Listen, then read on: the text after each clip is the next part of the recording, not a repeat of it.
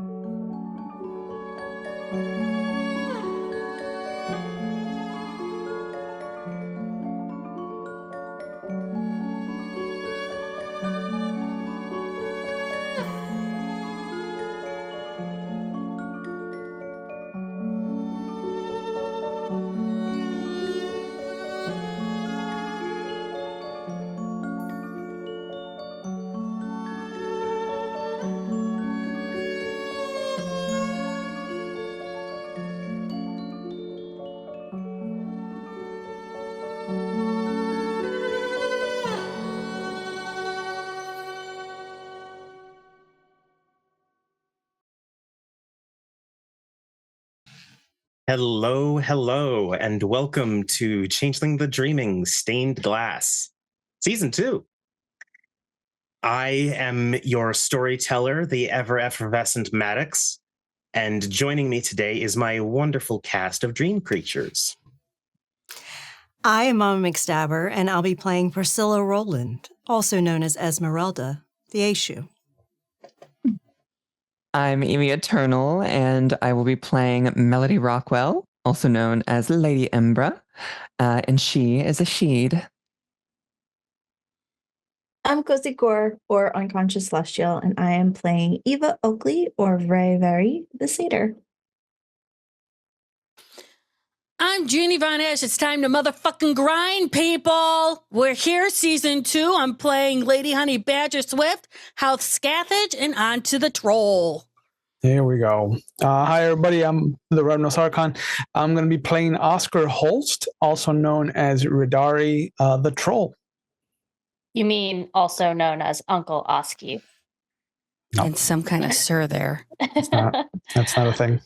I'm Mischievous Red, and I'm playing Blair Wilson, or Ace Duran, your lovely Cluricon. And your storyteller's barely functioning throat will not be delivering liquid to the right spot. Deepest apologies. Don't die yet. We just started. Yeah, no shit, right? Well, with that very classy intro of mine out of the way, Season 1 started with a very common phrase for storytelling. Once upon a time. That is not the way that we are going to be starting this chapter. We're going to be starting on a crisp, snowy December morning. Rather early, as a vehicle just crosses the border into Denver proper with two people. In the passenger seat is a very, very beautiful individual who is a bit on the short side. Embra, if we could please get a description. Well, she is, Lady Embra is a noble of the Arcadian variety, which means that she's very close to the dream. So she's very, very princess. She wears a very floral looking gown. She has long dark hair and a mask across her face that obscures some of her very sort of high, beautiful features. Underneath that, of course, she's got freckles and beautiful steel and icy blue eyes. and she carries on her back a massive sword, which barely fits in the car with her, that appears to be made out of pure frost. So she keeps it on her at all times, however.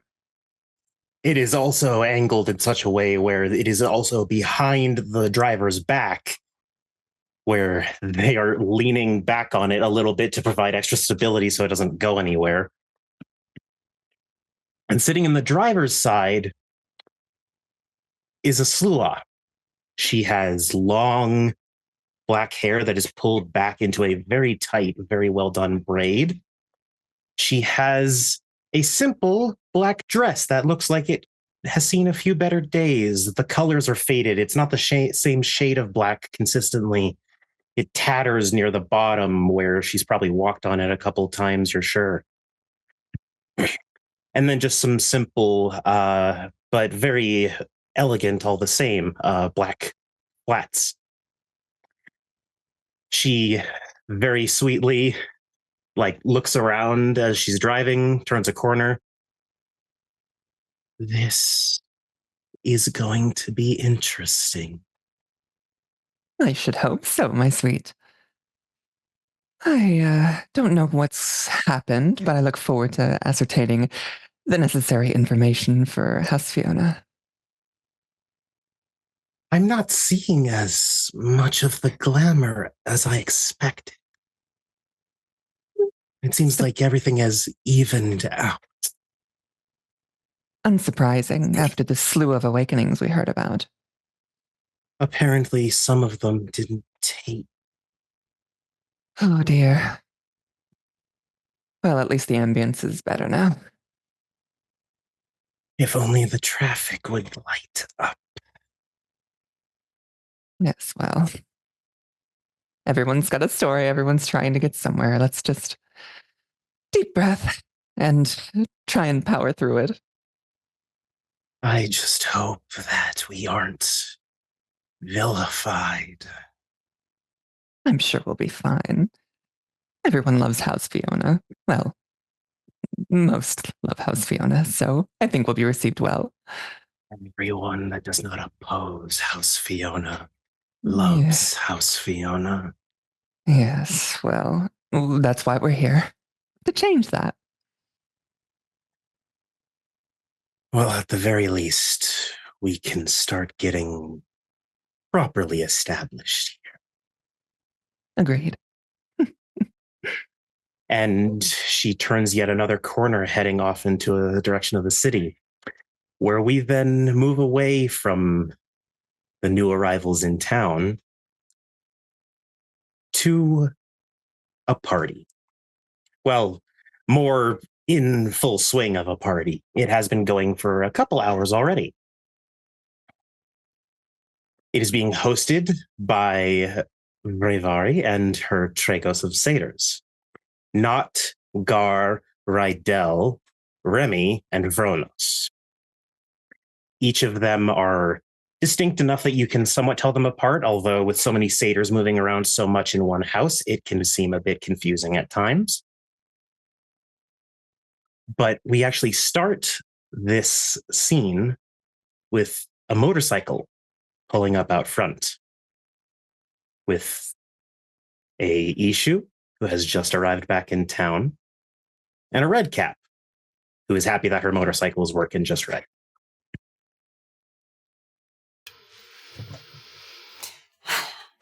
You know, honey, I forgot how fucking cold it is here. We could have taken my car and at least had heat. What, you ain't naturally hot? Bitch, seriously. I could put the snow on your skin and it would melt into water. Hell, Such a charmer. Such a charmer. Oh, before we go in here, stick this in your bags. Yeah. And she takes out of her satchel. Got a gift for you for watching my place. Thank you so much. No worries. You might want to watch it because people were trying to snoop around. And you know, there's two things that I count on every time. When I'm around, people stop fucking snooping. And they were doing it, so I made sure that I stayed the nights there. So, your pantry's restocked, your fridge is restocked, your cupboards are restocked.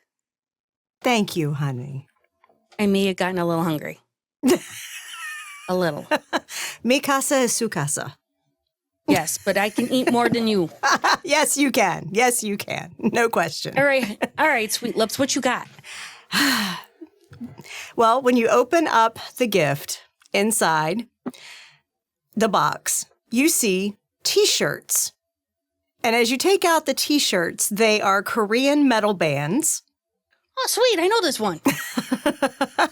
And as you take out the T-shirts, underneath the T-shirt is a very old-looking, intricately carved metal watering can. They had this in Korea? Actually, I got that in New York. They actually know how to garden in New York? Well, someone did. That's scary. What you do? Met the most beautiful woman. Can barely fucking remember her. It's so heartbreaking. But I know I danced for her. She told me a few things that I can recall, but I want to share it with everybody. But in return for me dancing for her, she gave me that and told me if I ever had a plant that was being stubborn and not wanting to grow, to use it. And honey, I know you keep a very mean garden. I got some bitches in there that won't do shit. Yeah, try it. Oh, they're going to regret crossing my ass. Sweet, thanks. Do I owe you anything for it? Not at all. You watched my place and kept it safe. It's what we do. I know. And you do it so well. And I appreciate it. Trust me. Oh, that bitch came into town. Or not that, well, that you got too many bitches going around. The one that was stalking or trying to get you? Yeah, he wanted to know where you were at. He left a note. Let me see this note. Oh, yeah, hold on. And she pulls out of the side saddle there a note that when people don't want to be identified by handwriting, they clip squares of letters out from magazines. Are you fucking kidding me? They don't usually turn them into gold though, like this is. But it's still, what does it still read? Paper thin. It reads, where did she go?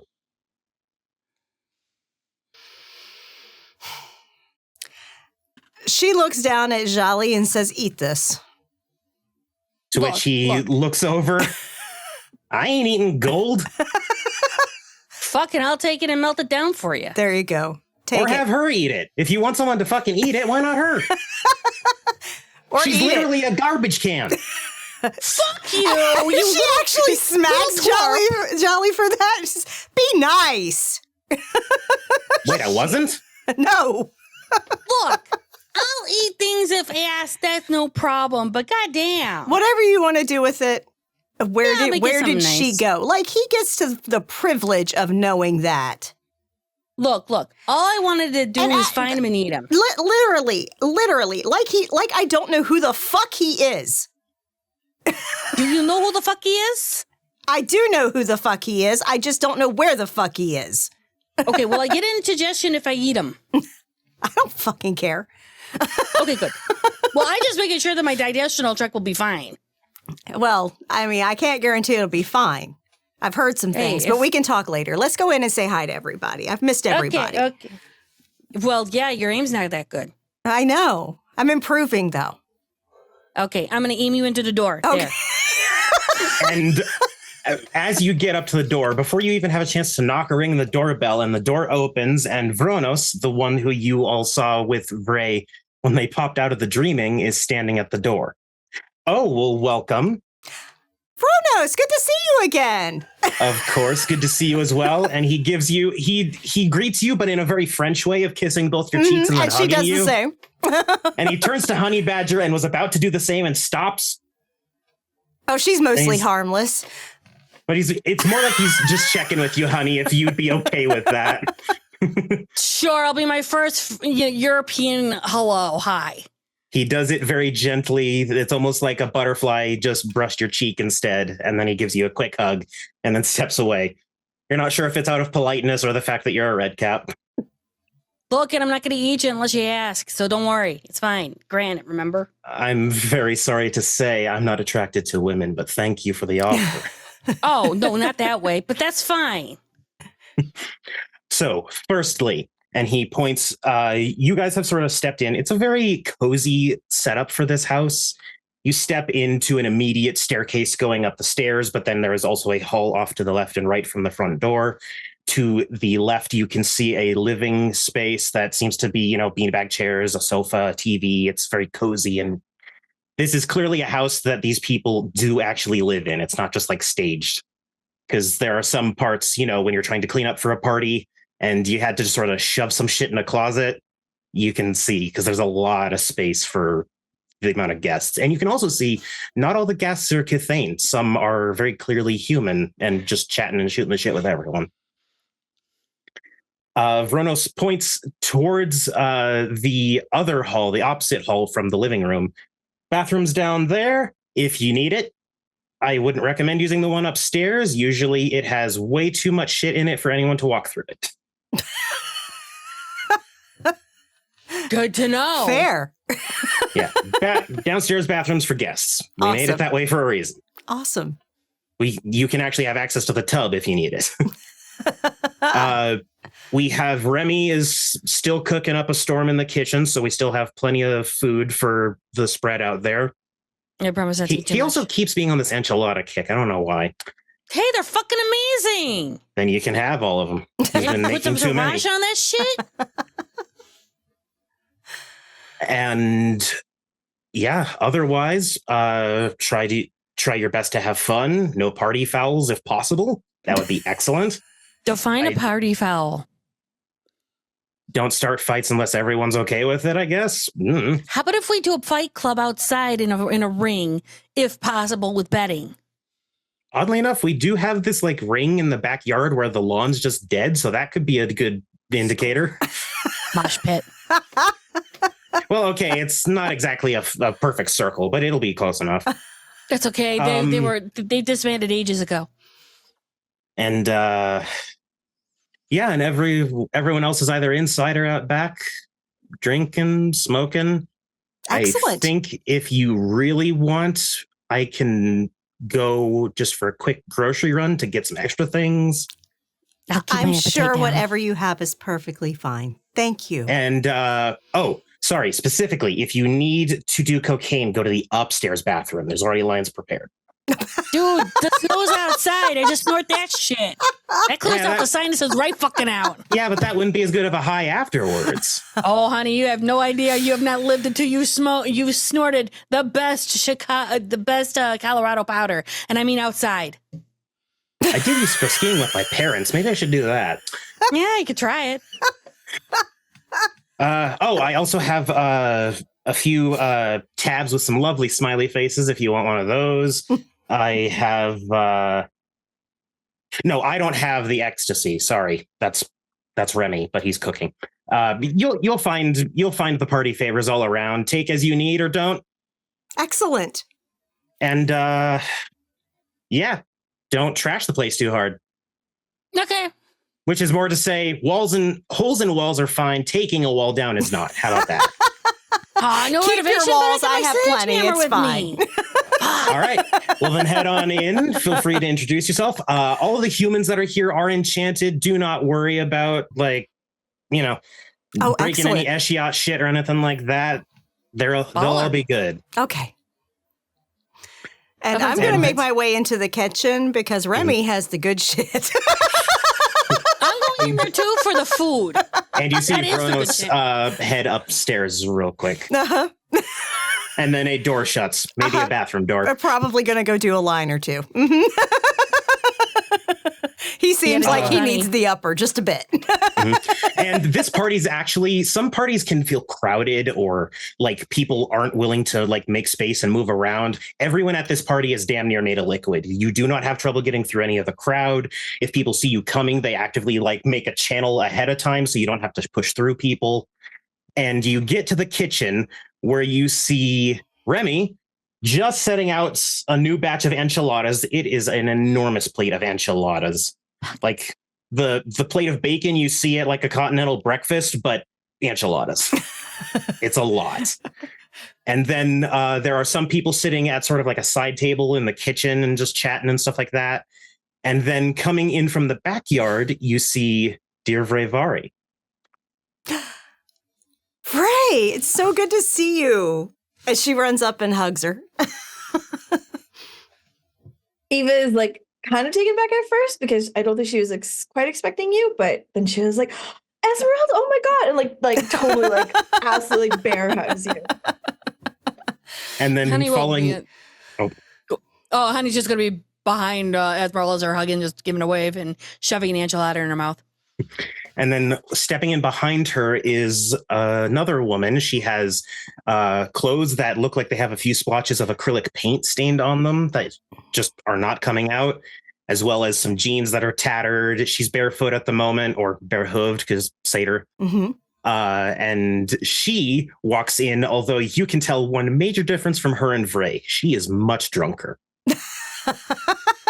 Because she walks in, takes one step, and then immediately leans against like a door frame. And then she stands herself back up. It's always good to see new arrivals. And who is this? Hello, I'm Not. Not. Pleasure, Esmeralda. And she takes your hand and isn't letting go. Either she's already forgotten she's holding your hand, That's or just okay. is liking Esmeralda just lets her hold it while she's sitting here chatting with Frey. And she also like leans over you and looks at Honey. Hello. Hola. How are you? Besides drunk.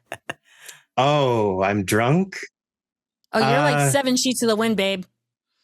Oh, I need to get that 8th quick then. Oh, no, don't worry. It's already starting to We can go find it. Let's go find it. Oh, no, it's okay. I remember why I came in. I gotta pee. And she like very politely, but still like drunkenly shoves past everyone to get towards the bathroom. And then she lets go of Esmeralda's hand. And Vray, she did pat you on the shoulder before she fully took off. I look at Vray and say, she's lovely. Isn't she? Oh, she's so sweet. Lively. Is everyone else here? I don't know. I believe more than anything, that's up to the players who have not been introduced. Yeah. Although for one of them, the one directly beneath me, you are not there. You are currently driving in. Oh, if Blair's allowed to be there, Blair's probably partying it up. And it is early morning. These satyrs have had this party going for a fucking while. It's been a couple days. Yes, the average It's a length of a fucking satyrs party. bender. I'm probably on the backyard. Okay. We can just make this very easy. Oscar and Ace, you are both in the backyard. Oh, Lord. Ace, Ace, you have been challenged by Rydell to a drinking contest. Bring it. And the drink of choice is Satyr Brew, which is the only thing that Rydell's been drinking since you got here. And Satyr Brew is historically known as the strongest alcohol you will ever drink. Well, It's can't so back strong. down from a challenge. Yep, it's so strong it enchants mortals. And there are now cups set up. It's almost a drinking contest. It's like someone's playing beer pong, but with spirits. But it's drinking all the same. So Rydell seemed okay with it. So, do you want to go first? Or am I? I mean, show me what you got. That's too easy to do. And there is a bounce, and the ping pong ball immediately hits the edge of a cup and goes onto the floor. Rotten luck. Nothing humbles you more than physics. May I? And my apologies, I never introduced Rydell is she, her. Got it. And Rydell's actually also got paint-stained clothes, but the paint stains are vastly different and far more. And then she has like shoes that are clearly like just had them forever and is just continuously wearing them until they will fall apart off of her hooves, as it were. But as many of you would know, your world reacts based on, what makes sense to the people observing. Like a troll can fit in a regular car. It's not comfortable, but they can fit. Same with satyrs can wear shoes, but it's a little awkward in places. I imagine Blair's probably dressed up a little bit more than you would typically see them. Obviously still like not professional because Blair wouldn't allow that, but probably forced to have some like compliance with dress. You're wearing a tie and that's the only thing different. Yeah. Or like wearing like a button down, but like it's a Hawaiian shirt. Yeah. In winter in Colorado. Yeah. That's so ace. That's also so Coloradan. Lots of Coloradans do that bullshit. Oh, it's 40 inches of snow? Well, let's go out in shirts, t-shirt and shorts. And sandals. And Oscar, you have actually been sitting on a bench outside, and your soothsaying mentor has arrived at this party as well, and you two are currently talking. Okay.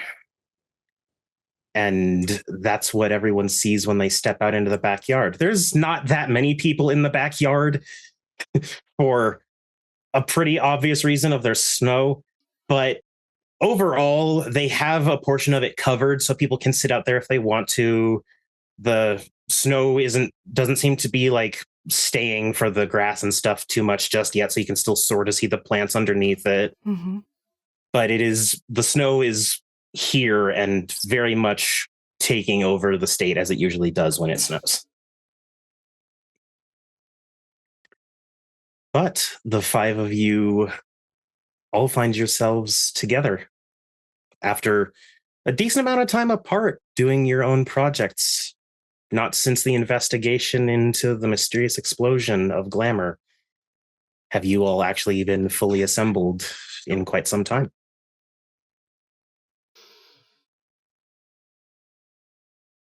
It is so good to see everyone. Popcorn? I snagged it. What do you mean, Oski? You know what, popcorn? Come on. Watching a baller over there trying to outdrink a satyr. I have to have fun somehow. Popcorn? And Blair just opens her mouth. She'll throw it.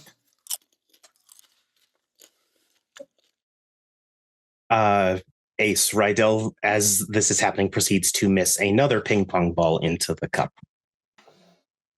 And you also realize that it's sort of a weird setup because there's all the cups, but because the Satyr Brew ran a bit low, the ones towards the back have far less than the one at the very front for each of you.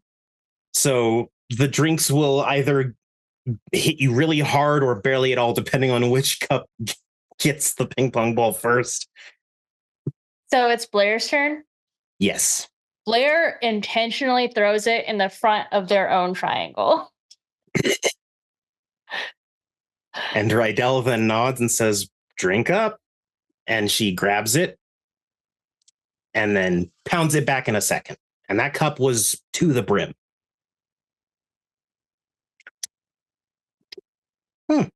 Okie. And she sets the cup on a side table.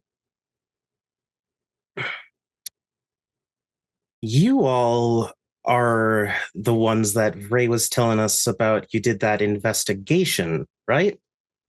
And chucks another ball, which does actually go in, but into one of the only half-filled ones.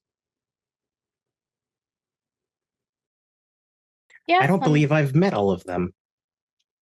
They're over there. You're more than welcome to. Hello! And she just shouts, does not move from the beer pong at all.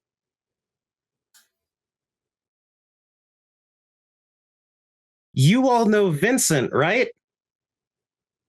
Yes. I hooked up with him once. Which one was Vincent again? The she with the weird shadow? Yeah. Oh, yeah. We don't talk about them. You don't? He's great. One of the better she I've met. Is that saying much? That's a low bar. Oh, well, I can't say it's the lowest bar. There's worse things than she by a mile. I'm sure we've just had unfortunate luck. Yeah. The And bar was so low already. I mean, seriously. Well, I suppose they have raised it from where they were when they first got here. And Radari, your dear mentor next to you, he sort of doesn't like curl in because he's a she. He's not going to show the embarrassment, even if he is embarrassed. But there is a very much like the only noticeable difference is he ticks his head from the left to the right. Esmeralda cuts eyes at that. And then she starts laughing.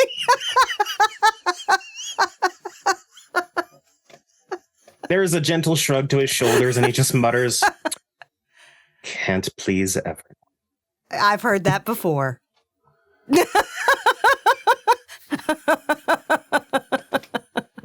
But I'm not here as a noble tonight. Just a party guest. Hey, have fun. That's what we're all here for. Popcorn?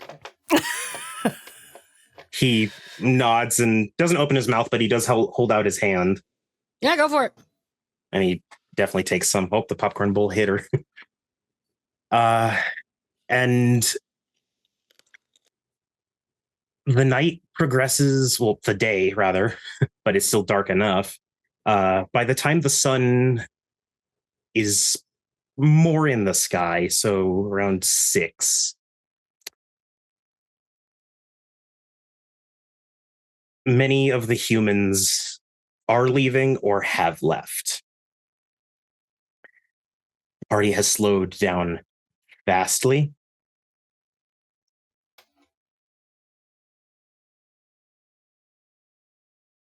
Spell up the M wrong. My apologies. But there is 1 or 2 people that Not and Vronos are saying goodbye to at the door. And many of the Kithane by that point have also left and gone home to sleep or go to their jobs or whatever have you. And Vray, your cell phone rings. Okay, I answer it. There is silence for a few seconds, and then a click. And the caller ID was unknown. Okay.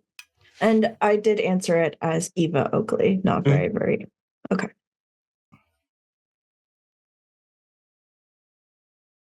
But yeah, it was just an odd little occurrence. Probably doesn't think anything of it at that point. Just weird. Wrong number, I guess. Puts it in her pocket. Ace, I want to ask you, do you think you won beer pong? Only because she was so drunk when she started that it probably gave Ace an advantage. Entirely fair. Although I will say, what's your dots and stamina? Oh, I only have 1. Please roll your stamina. Ace is drunk. They're just my lone dice. I don't get to mix it with anything. Nope. Hey, that's a 10. That's a 10. Okay, you are hammered, but you don't feel shitty hammered. You're happy drunk, not miserable drunk. It was all the other drugs. Yeah, everything balanced out. Oh, yeah. Esmeralda's been having herself a very good time. Don't do drugs, kids. Don't do drugs, kids. No. And drink responsibly, everyone. Everyone. Don't go to Seder parties, okay? Because they don't know responsibility at all at a Seder or restraint. party. even if you are a Seder. Even if you are a Seder. Yes. Throughout the party, a couple key things happened. Remy dove off the roof and then twisted his ankle, but which was So impressive he's now on the because couch. Yes, he's now on the couch with an ice pack on his ankle and Vronos sort of staring at him. But the house is not trashed, especially when Boggin, who said before they left that they'd help tidy up a little bit. So everyone just went into the backyard and then came back to a mostly clean house. I think you actually see Esmeralda sitting on the couch with Remy's feet propped up on her lap and a pillow elevating that ankle and the ice pack. And she's like just sitting there like telling the guys stories. Yeah. and he's listening. He's not as drunk because he was around a bunch of hot shit. Yeah. So he's only like, he's only like she's just 17 like entertaining them in. to keep his mind off his pain, Mm-hmm. And he's just like gnawing on a piece of beef jerky while listening to you. Just and you see him keep like glancing over at the beanbag and being annoyed. Damn it. I like sitting in the beanbag more, but I know it's not good for my foot. Give it a day or two. You'll be able to sit in the beanbag. Or I'll just limp over to a freehold, and then it'll be good in a few hours. That's true. Or, we just go into the freehold in here, and he nods down the hallway where the guest bathroom was. Oh. Oh, yeah. Did everyone not know? This is a freehold. Not a fancy one. Hey. Well, let's get you in there to get healed up. That would be lovely. But I was too busy listening to pretty stories from a pretty face. Oh, well, thank you. Come on. And he's limping there as well. And she's helping support him as he limps.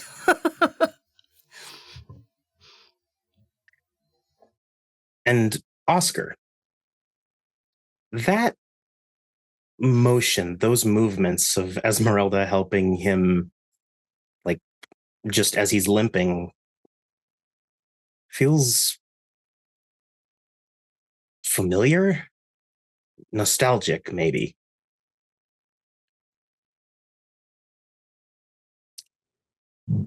Please roll willpower. Yeah, boy. Difficulty 9. Oh, good. Good. That's going to be a lot of fun.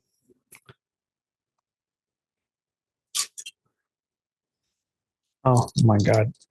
And, do ones count against on a willpower roll?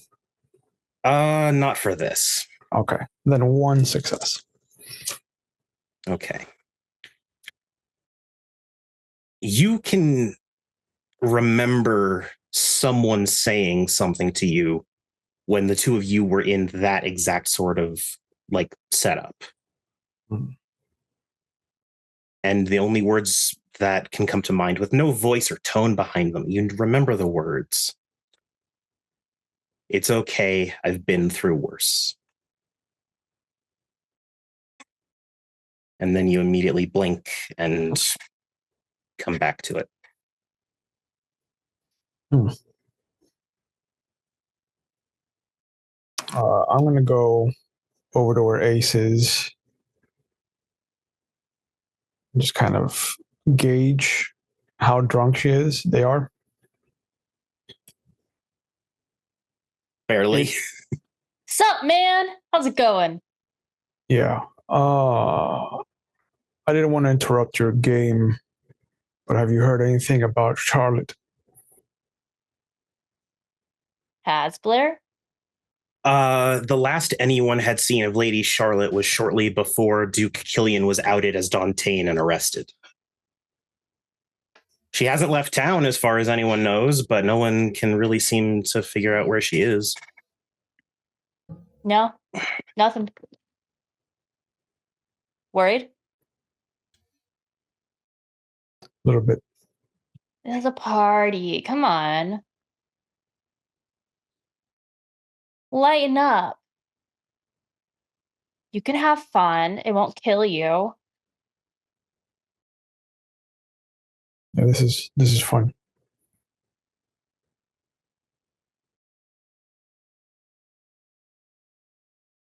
You must be really worried. Oh no, this is my happy face.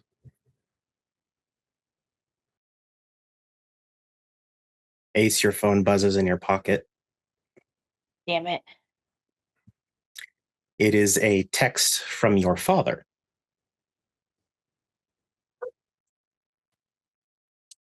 How are things? Doesn't respond. Just puts it back. After only a few more seconds, there is another buzz. Checks. Could you pick up Anne from school today? Sure. And then once you respond, he then follows back with another response of, we don't need you today. Aside from that. And puts it away. Blair's going to revolt as much as they can. There's a clear look of disgust on your dear Cluricon's face. And Ace is going to grab another drink. There are still plenty. No more Seder brew. That is now done and dusted. They definitely need to make more. Come on, Oscar. Eva. Why don't you drink with me? I was about to leave, actually. One for the road? That's not how it works. Esmeralda walks out of the bathroom. She has left the poor injured satyr in the freehold to heal. It was a door. It was a broom closet door past the bathroom that opened into. Vray, would you real quick describe the freehold side of your Tragos' house? My goodness. So it's kind of interesting because of the glamour. It almost looks like you're going into like a field in the middle of a forest. So you kind of walk through this door and then it's just open field everywhere. Kind of a mind shift. Oh, that's if you're awesome, not used to it. Yeah. And she catches the tail end of that conversation between Redari and Ace and says, "Don't leave just yet. I'd like to speak to everyone real quick." And Jolly then walks in, and you can see he's also stumbling. Someone's got a secret. And then he flops onto the couch. Yes, he's been getting more and more full of himself.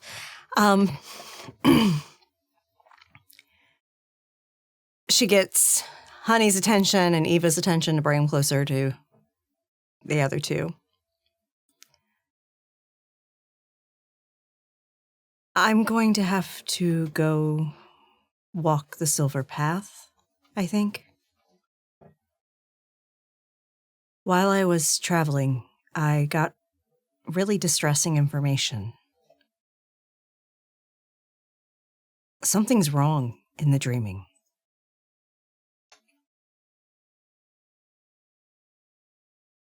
And Vray, you met a she that lives in the dreaming, yes? Mm-hmm. In a cottage. I need to find out from that one if it's going on here too. I got word of it in New York, in Vegas, hell, even as far as Korea.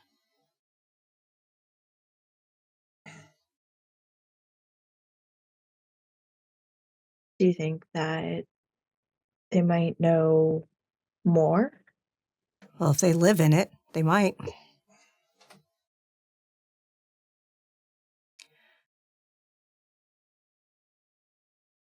However, I also got told something else when I was in New York.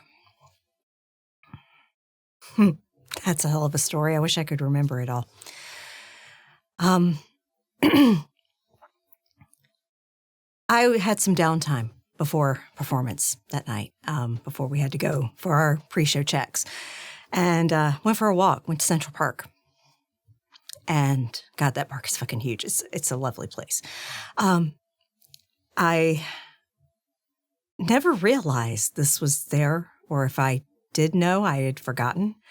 I went on one of the walking paths in the park, and went pretty deep into the center of the park. And there was a gorgeous glade there, almost just gorgeous. And I walked and I just knew I had to go into it. And I did. Met the most beautiful woman. Oh my God. No offense to any she still here, but put them to shame. There are no she left at the party as far as you can see. Holy shit. I can barely fucking remember her, and that breaks my heart because she was fucking gorgeous. But anyway, honey, she's the one that gave me the watering can that I'm giving to you. But yeah, she literally told me that, what was it she said? She said, my friend, you've lost something. And you need to find it before you go looking for answers. And I asked her, I remember this, I said, what did I lose? And she said, your name.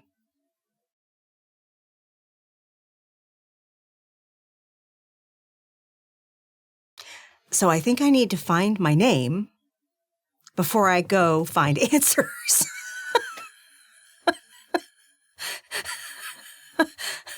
I thought you had your Fey name. I have what I crystallized to become. I became the dream of a little girl who loved the story of the Hunchback of Notre Dame and Esmeralda. And Ace give you a name? That's what they've been making them do. Can you? I don't see why not. Ace, you've actually been called to several spots, and a couple of them even out of state, for the Seining ritual, which is when, after time and a bit of education, new Kithane are saned. It is a very special situation that happens, but it is also, well, namers are rare, which means that they have a responsibility to how they use that power. You know that Seining can actually be used on anyone, because all it does is tell you what their true name is. The problem lies in the fact with how much power a true name gives you over someone. And over a Kithane is insanely strong. So you know that you have, in one or two cases, had to sign like a non-disclosure agreement almost. And it was reinforced with cantrips and contract to make sure that you followed along. But there was no underhandedness to the agreements. It was mainly just, don't tell people this kid's true name. But you also know that from Seining, not all, but many Kithane, once they learn their true name, start going or can go by a different name, not their true name. You should never tell anyone that. But a name that represents them. Things like Astaran, Vrevari, things of that nature.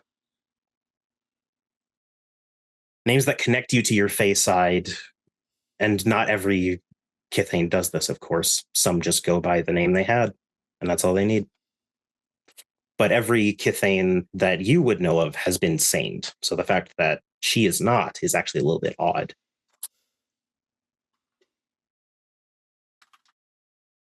And yes, you are coherent enough still to piece that information together in your brain. I mean, How do I'm you even assuming you know the risks. know? What the hell is it? The risk? How do you give people names? I just know. I have to think about it. Don't get me wrong. It's not like something that I can just look at you and know your name. But I'll know it.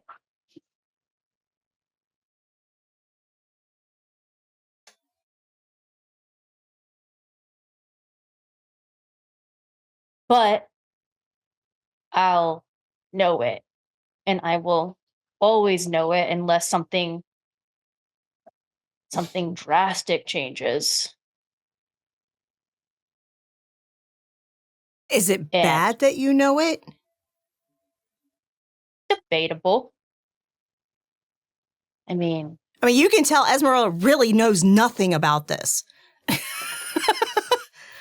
kind of just depends on how much you trust me.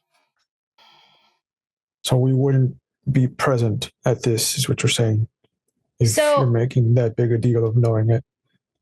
From the way that I'm envisioning this, Maddox, and tell me if you have a different way since you're a storyteller. And while But you're it's- asking, I'm also going to check the actual power itself just to be safe. Yeah.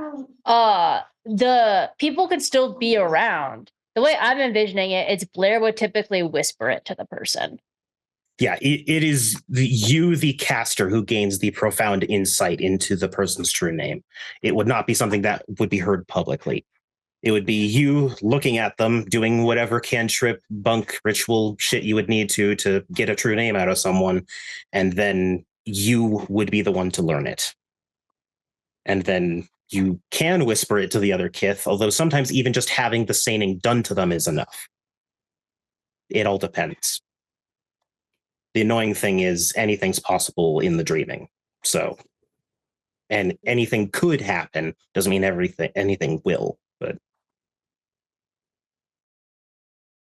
you're pretty close to, like, you wouldn't learn it and it wouldn't be like broadcast through like a loudspeaker or anything like that. She looks at each one of her companions here and says, I trust every one of you.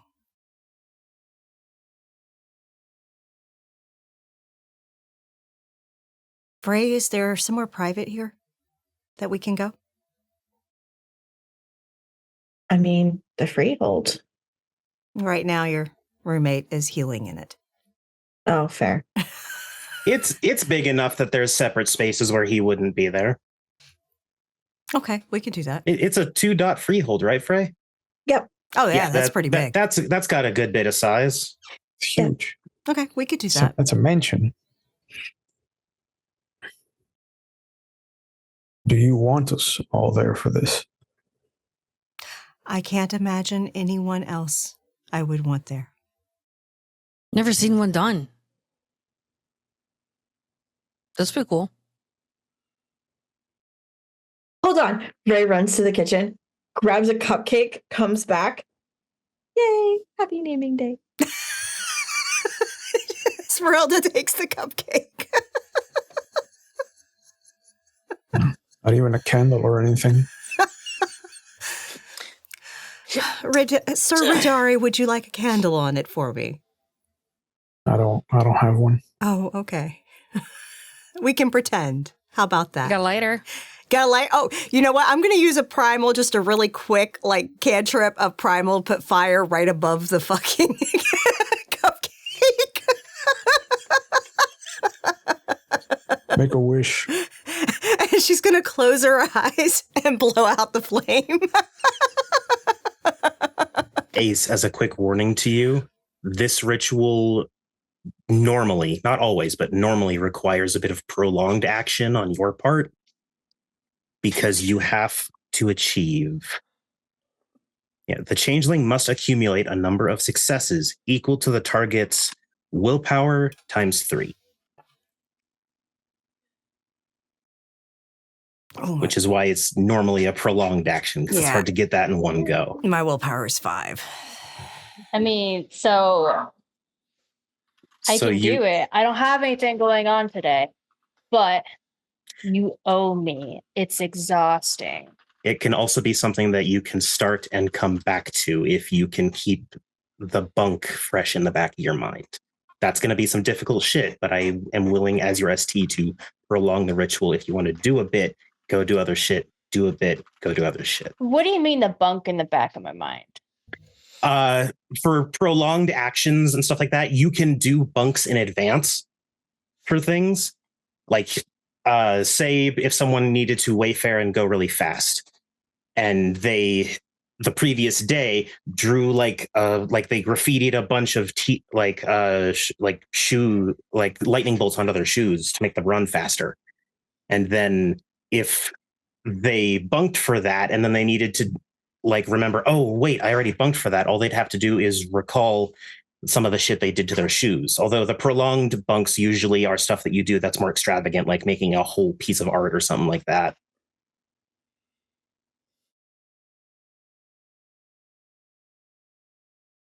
I had an idea and put it in Zoom chat.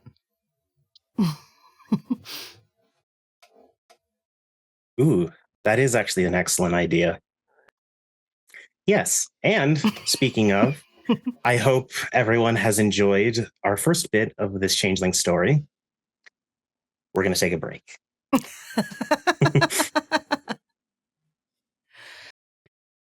Hello and welcome. Thank you all for rejoining us after a magnificent party and an interesting little introduction vignette to a sheet.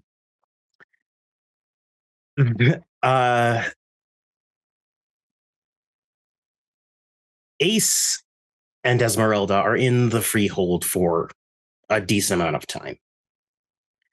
There is not much noise coming as far as you all can see. Ace is just sort of there. You did witness Ace plant a kiss on Esmeralda. You all recognize a bunk. It was a hell of a kiss, though.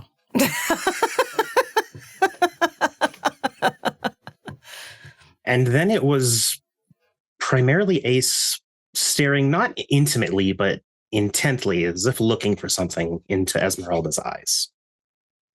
And Esmeralda does not break the gaze. This goes on for actually a decent amount of time. Luckily, it is a weekend, so there is not much going on, at least for those of you who would have jobs.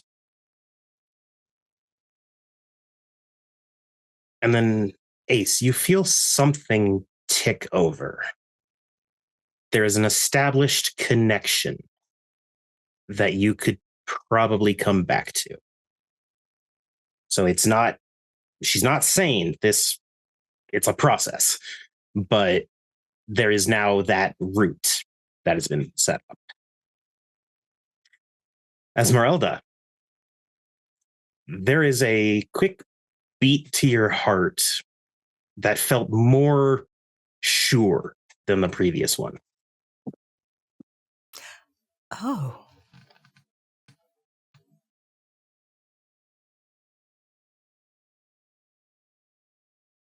And Ace, you can tell that when you want to come back to this, it will still be there for you. It'll take more time, but it's a start. Okay. Thank you. I mean, I didn't get there yet, but You will. and it's not like I don't have lots of practice with this right now, unfortunately. Is that what your mother's been having you do? Oh, yes. Her grace is loving in that way. She's also had her people going around town trying to buy freeholds. Can't say I'm And- surprised.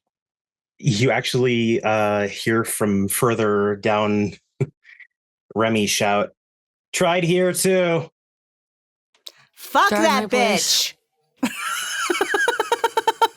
No. I don't know. She is Duchess. Kind of hard to ignore a decree from that. Sure you Not if you can. try hard enough. Yeah. Me and any descendants I may have lifetime rights to mine, so she can fuck off. Yeah, but you're an issue. Most she don't respect that. Yeah, she can try me. I told him to pound sand. I mean, I mean, aren't you a noble? Yup. Did they still try? I thought they couldn't take it, land from nobles who actually had land. I did the. they're a Leo. They'll try anything. Mm-hmm. That's entirely fair. And Remy, without thinking, shifts his legs to get up and then winces and immediately throws his legs back up. Well, I was going to go over and give you a congratulatory hug, but I'm stuck. I'll walk over to him. And he gives you the most awkward, like half sitting up from the couch hug he can. Oh, take care of yourself. And she just pats him on the shoulder. Hey, it just means the house is going to have really shitty cooking until I can stand on my feet again and actually make something. The enchiladas were very good. Thank you for those. I've been refining the recipe. I started making them like right before all that crazy like explosion shit happened. Mm-hmm. And now I finally got the recipe exactly how I wanted it. Excellent. They were delicious. Next time I'm going to try it with some different meat, though, see what that produces. I would enjoy taste testing those, if you don't mind. My real trick is if I can get my hands on some cockatrice meat. Now, wait, have you all never had cockatrice? And he actually looks genuinely excited. No, I can't say that I have. Oddly enough, it doesn't turn you to stone. Well, the eyes do. Just don't look at those. I'm already granite. Oh, is that the weird dust that everyone was talking about and wasn't sure where it came from? Okay. Huh. Is that like constant? Yeah, here, touch. He like runs his finger along your forearm. I'll be damned, that's actual rock. How are you made of rock? There are some things I don't ask questions to. Like, I'd sort of expect him to be that way, and he like thumbs over at Oscar. But that's racist. How are there fucking satyrs? Like, how has any of this happened? You don't question it. Look, I mean, questions lead to answers, and answers lead to questions. So either way, you're getting one side of the coin. Look, all I know is this. When I turned to this, I had granite skin. It's like you got armor. Yeah, I'm house scassage. Yeah. Kind of need it. That's the fighty ones, right? Yeah, I'm the one who fights all your nightmares. Well, thanks. My nightmares are dicks. Yeah, I try to chop them off. There's always more. Yeah. Thank you all for coming to the party. I think we're going to have to let you go at this point. Thank you for having us. And I will start walking out of the freehold area. He also shouts, Vray, I'll make waffles once my ankle's better. Okay, dear. And Vray, you also know that the rest of your Tragos, aside from Remy, who injured himself like an idiot, have now gone and are laying down and probably will be asleep for most of the day at least. I didn't really imbibe much, so I'm not super tired.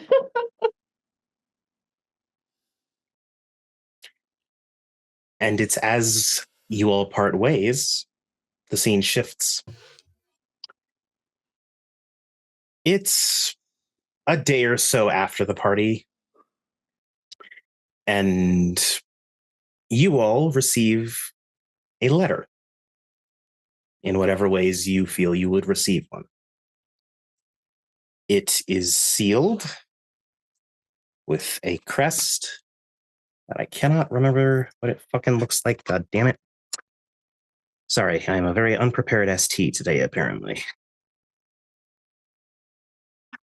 Yes, it is a crest of a dragon with a star over each side of the wings and one down at the bottom of the center of the picture.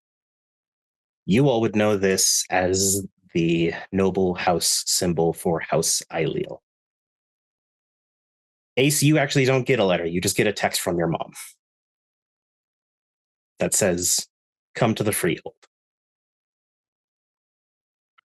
Your letters all say, Dear Kithane, it is with deep concern that I call a meeting of those in the city. There is something that has occurred which must be revealed and discussed. Thank you for your patience and time. And then it's signed underneath, the Duchess Mary ap Ailiel,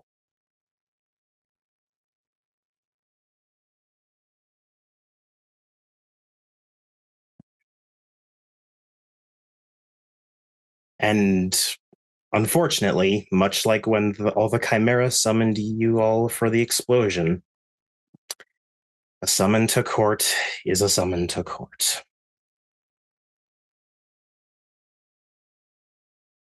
As you arrive, there are many more Kithain than usually is seen in this freehold for those who would visit more often than not. It is good to assume that most, if not all, of the Kithain in town are here. Oscar, you do off in a corner see talking to a couple people is Daniel. We're in the Brown Palace again, right? Mm-hmm, yeah, the Mountain Fortress freehold. Yep.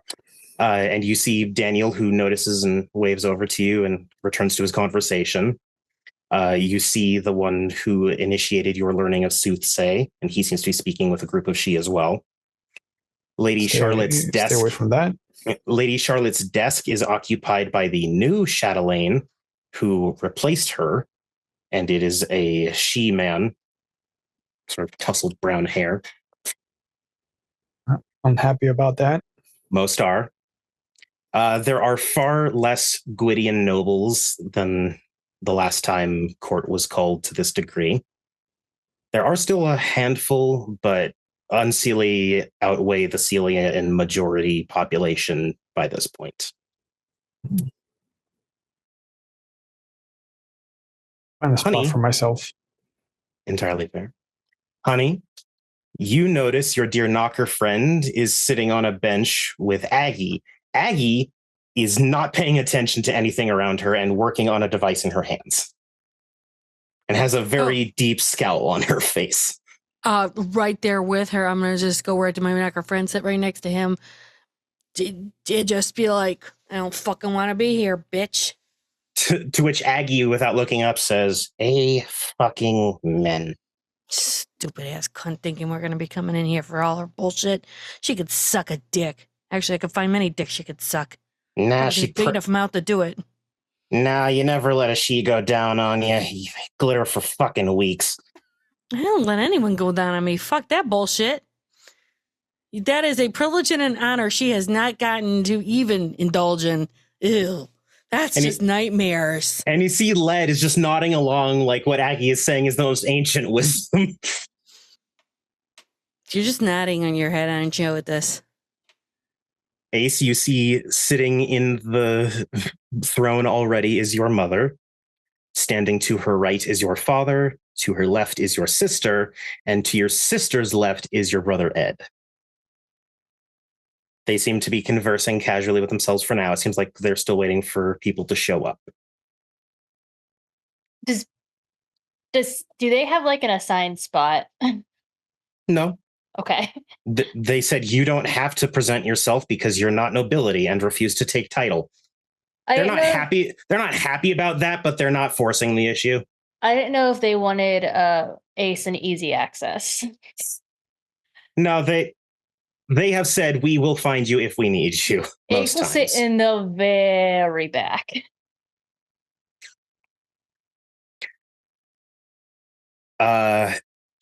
Revari, everyone of your Tragos except Remy is here. He said he had something to do. Just fill him in on what happens when it's done. But by the time you guys were summoned, of course, his ankle was also better. So it wasn't like a flight risk or anything. Alex is here too. You do see Calix. He's not looking great. He's a bit thinner. Looks really tired. There's very heavy bags under his eyes. And he also and his clothes also don't seem as like put together. It looks like he's clearly wearing like clothes he's been wearing for a little bit. I beeline straight for him and give him whatever goodies I've got in my bag. Whoa. Thanks. Thanks. Do you know what's going on? I have no clue. Can I sit with you? Yeah, sure. Everyone can. I see some of them talking over there. Okay. What's up? I got the letter. I'm assuming same as you. No, I more meant in your life, important shit, not this. Everything's fine. We just had a party. Yeah, I heard. I meant to, but I've been dealing with some stuff, so Anything you need to get off your chest? He quickly glances around. I lost my store. Oh. So, yeah. Which unfortunately means I also sort of lost my home. I'm figuring it out, but... If you're sure, you're always welcome at ours. Yeah, I may need to, but I'll let you guys know. Please do. Yeah. Just kind of bumps antlers. Yeah, you can also, especially when you do that, you can sort of tell he's not as vibrant as a satyr could be. Banality seems to be setting in a bit hard for him right now.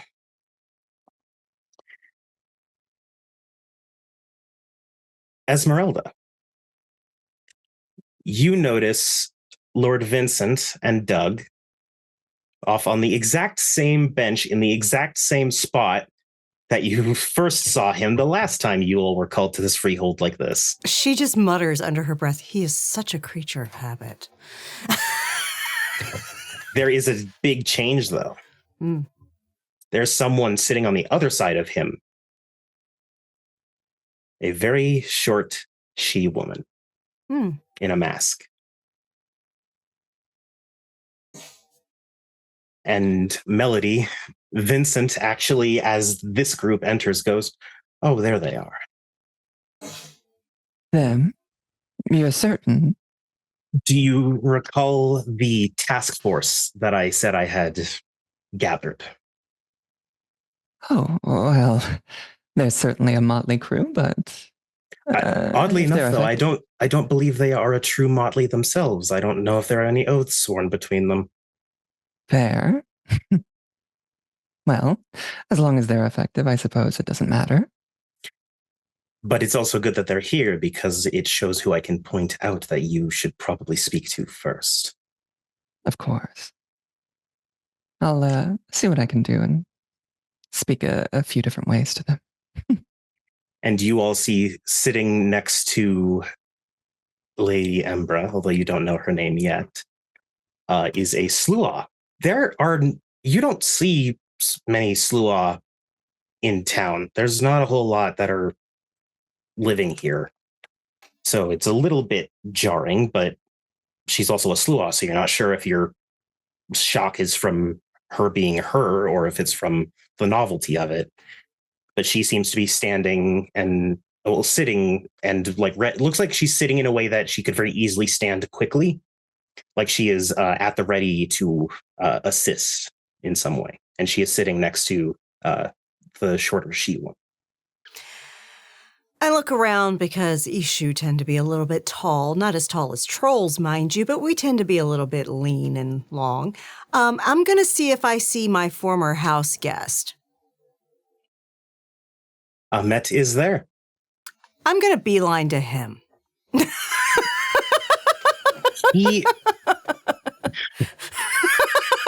Give me just 1 second here. Sorry. Literally, I'll see an Ishu on a fucking mission. Avoid all the fucking she. Go to the Ishu.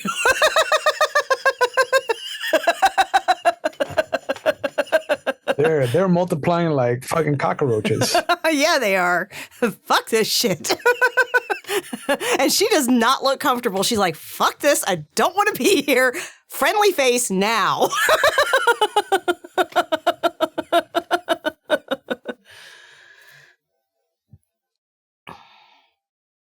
He's also talking to a Boggin woman that you know very well.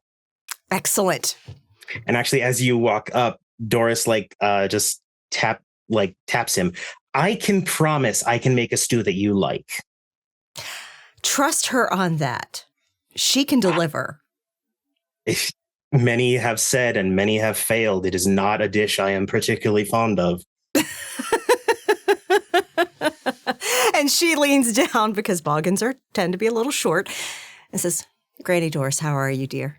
Oh, hi, dear. And she pats your cheek. This meeting was called rather suddenly. I was somewhat astonished. Also confused that it wasn't Chimera being sent out this time, but just letters. Yeah. I've got to say, it is faster. Mm-hmm. It is.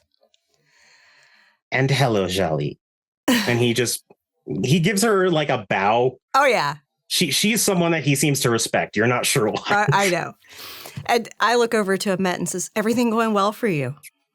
Oh, yes. And he pats where the stab wound was. Yep, I'm all good. I have an actual place to stay and sleep now, which Excellent. is far better than what I had expected initially getting here. But now I'm more established and truly feel no need to leave. So that's a relief as well. It's been a long time since I've just sat. Indeed. The place can have that effect on people. And the new ones, the young ones, are doing well. Good, good.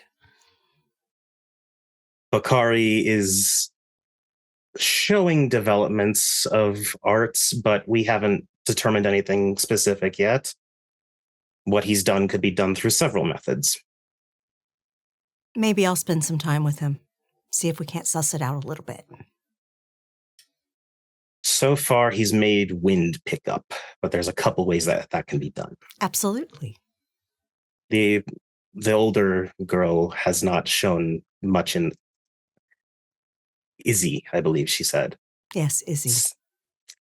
It's very hard for me to keep her name in my thoughts. Really? I'm not certain why. Maybe that is her talent. To become forgettable? That seems a bit like hell to me. Maybe I'll spend a little bit of time with her too. That is incredibly curious. But she hasn't shown any developments for anything magical as of yet. Or she just hasn't shown you. Also true. She does seem to buck against authority, even if they're supportive. She's a bit rebellious, that one. It has been some time since I've taught, and so teenagers being my first foray back into it is giving me a harsh reminder. I'll offer whatever assistance I can. It's at this point you all hear a bell chime, and that's coming from the front. The Duchess sits up a little straighter, although how that's possible, you're not sure. She seemed pretty poised from the beginning. We do not bring good news, but we felt it was time to explain some things to all of you. Firstly, of course,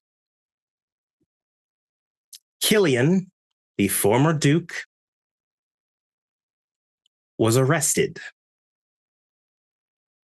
for it was revealed that he was Dantain. And there is a reaction in the room. A lot of the Kithane take steps back or eyes go wide, muttering. People are not happy with that news.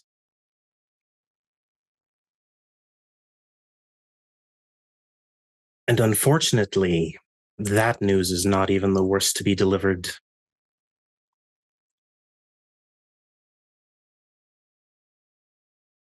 Chief Greyhawk ap Gwydion, the King of Burning Sun,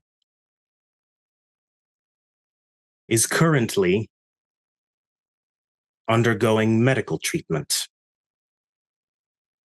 for an attempt on his life. The offenders were killed in the ensuing attack, but there will need to be precautions taken.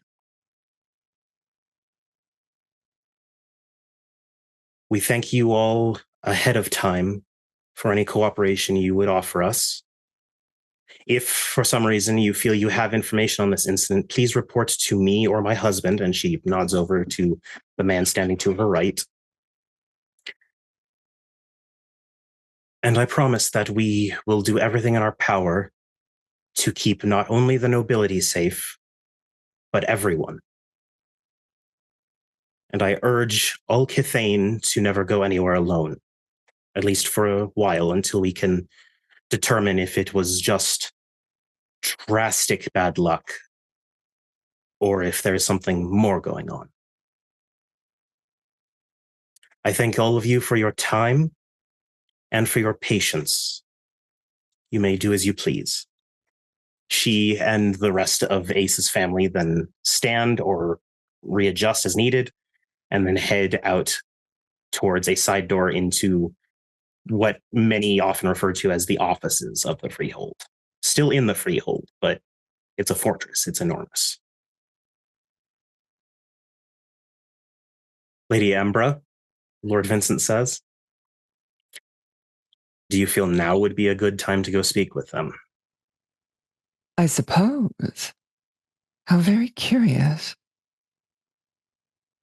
And your dear attendant stands up and offers her hand to you. Thank you. Of course. Mm. And then Vincent and Doug look at each other, and then they both just stand up on their own. And Doug has his very perfect pit bull grin. This is going to be a normal week. Indeed. We'll have no problems. This is going to be good. Miss Doug. To which Vincent sighs. Unfortunately, I agree with you. And then all four of them walk over to you as a group. And this is after, you all have reconvened. Doris had to leave pretty quick. She said that she was going to meet her granddaughter for lunch or something like that. And you all convene. I did ask Doris to have her granddaughter call me. She says yes, and she also said her granddaughter had something extra for you, apparently. Oh, good. And then she headed to meet with the others. But you all see two nobles, a puka and a sluagh, approaching you. I'm sorry, I know you just said it. What's the puka's name again? Doug. Doug, yeah. He's Lord Vincent's driver. No, I know. No, he's the awesome one, okay? Mm-hmm. He's the one that healed us. Yes, he's a practitioner of strength. He's the awesome one because he helped heal her issue friend, okay? Yeah. They all walk over, and Vincent just gives an acknowledging nod, but the sluagh steps forward. Hello to all of you. It is a pleasure to meet each and every one of you. We have heard wonderful things. May I please be the first to introduce Lady Embra Fiona, Knight of House Fiona, the Star Song. And then she steps back, her duty now fulfilled. Thank you, Bella. So, my apologies for the abrupt entrance, but I've heard that you were the intrepid young investigators who managed to unseat the previous Duke after the nasty business with the Dantain. Indeed. Vincent leans in. I informed her of some simple things that I knew, but I felt it would be better if she heard most of the story, and he gestures from the horse's mouth. Yes. I'm here as a representative of House Fiona, and I was wondering if perhaps, as an issue especially, you could spin me a tale of what occurred. We're so underinformed, and we'd like to know. Well, as you know, Dantain are madder than hatters. And they tend to do things that they think are for a greater good, but ultimately are always not. And this one had decided that he was going to probably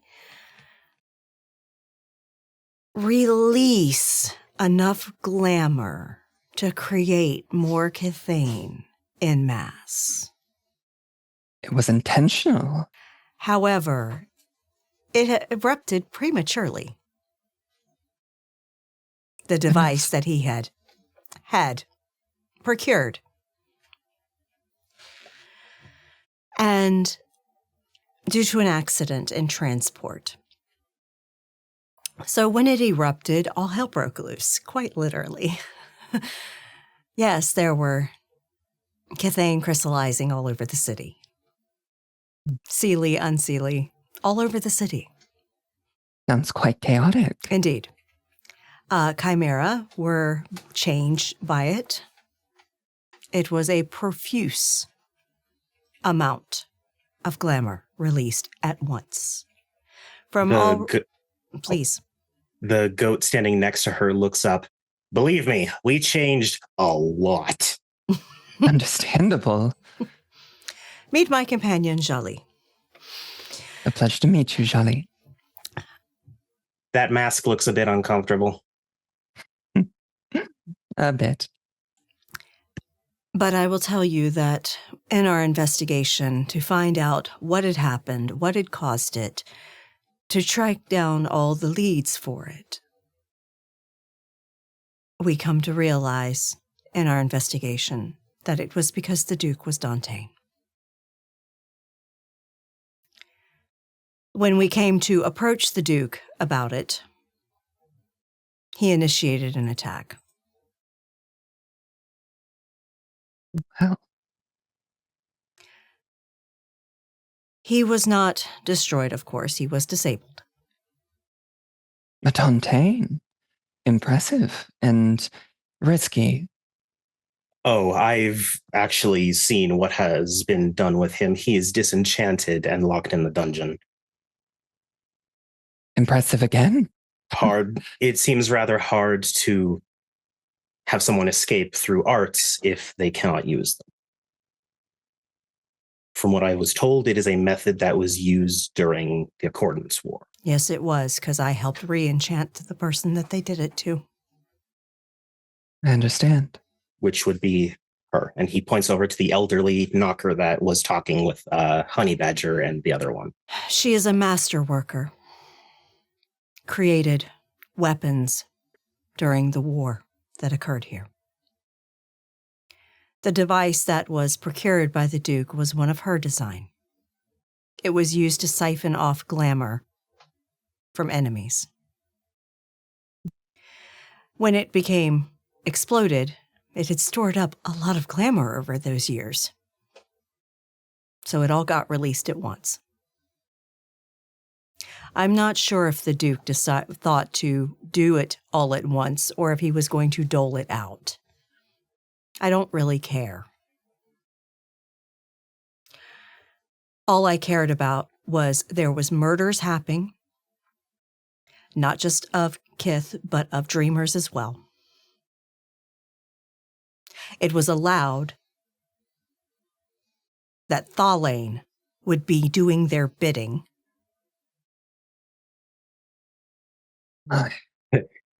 Yeah, that's one of the heaviest accusations you've heard from anyone ever.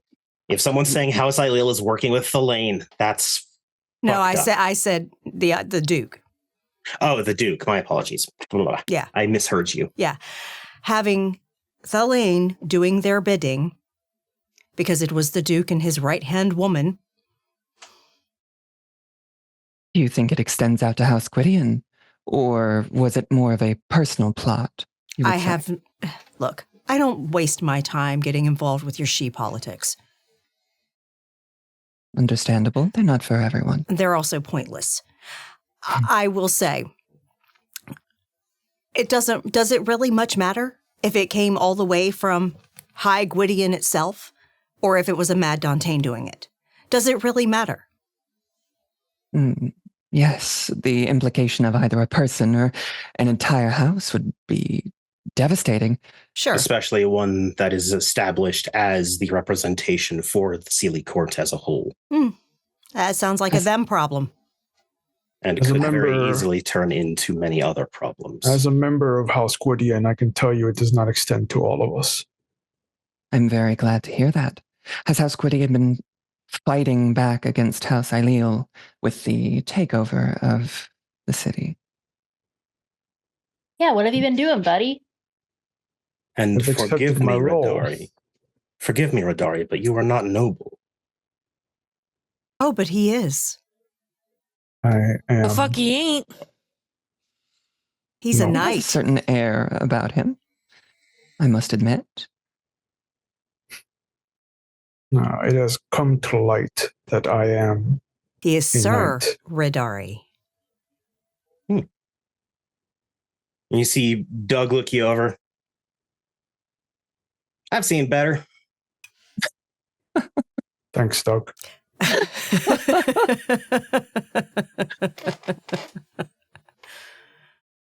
But truly,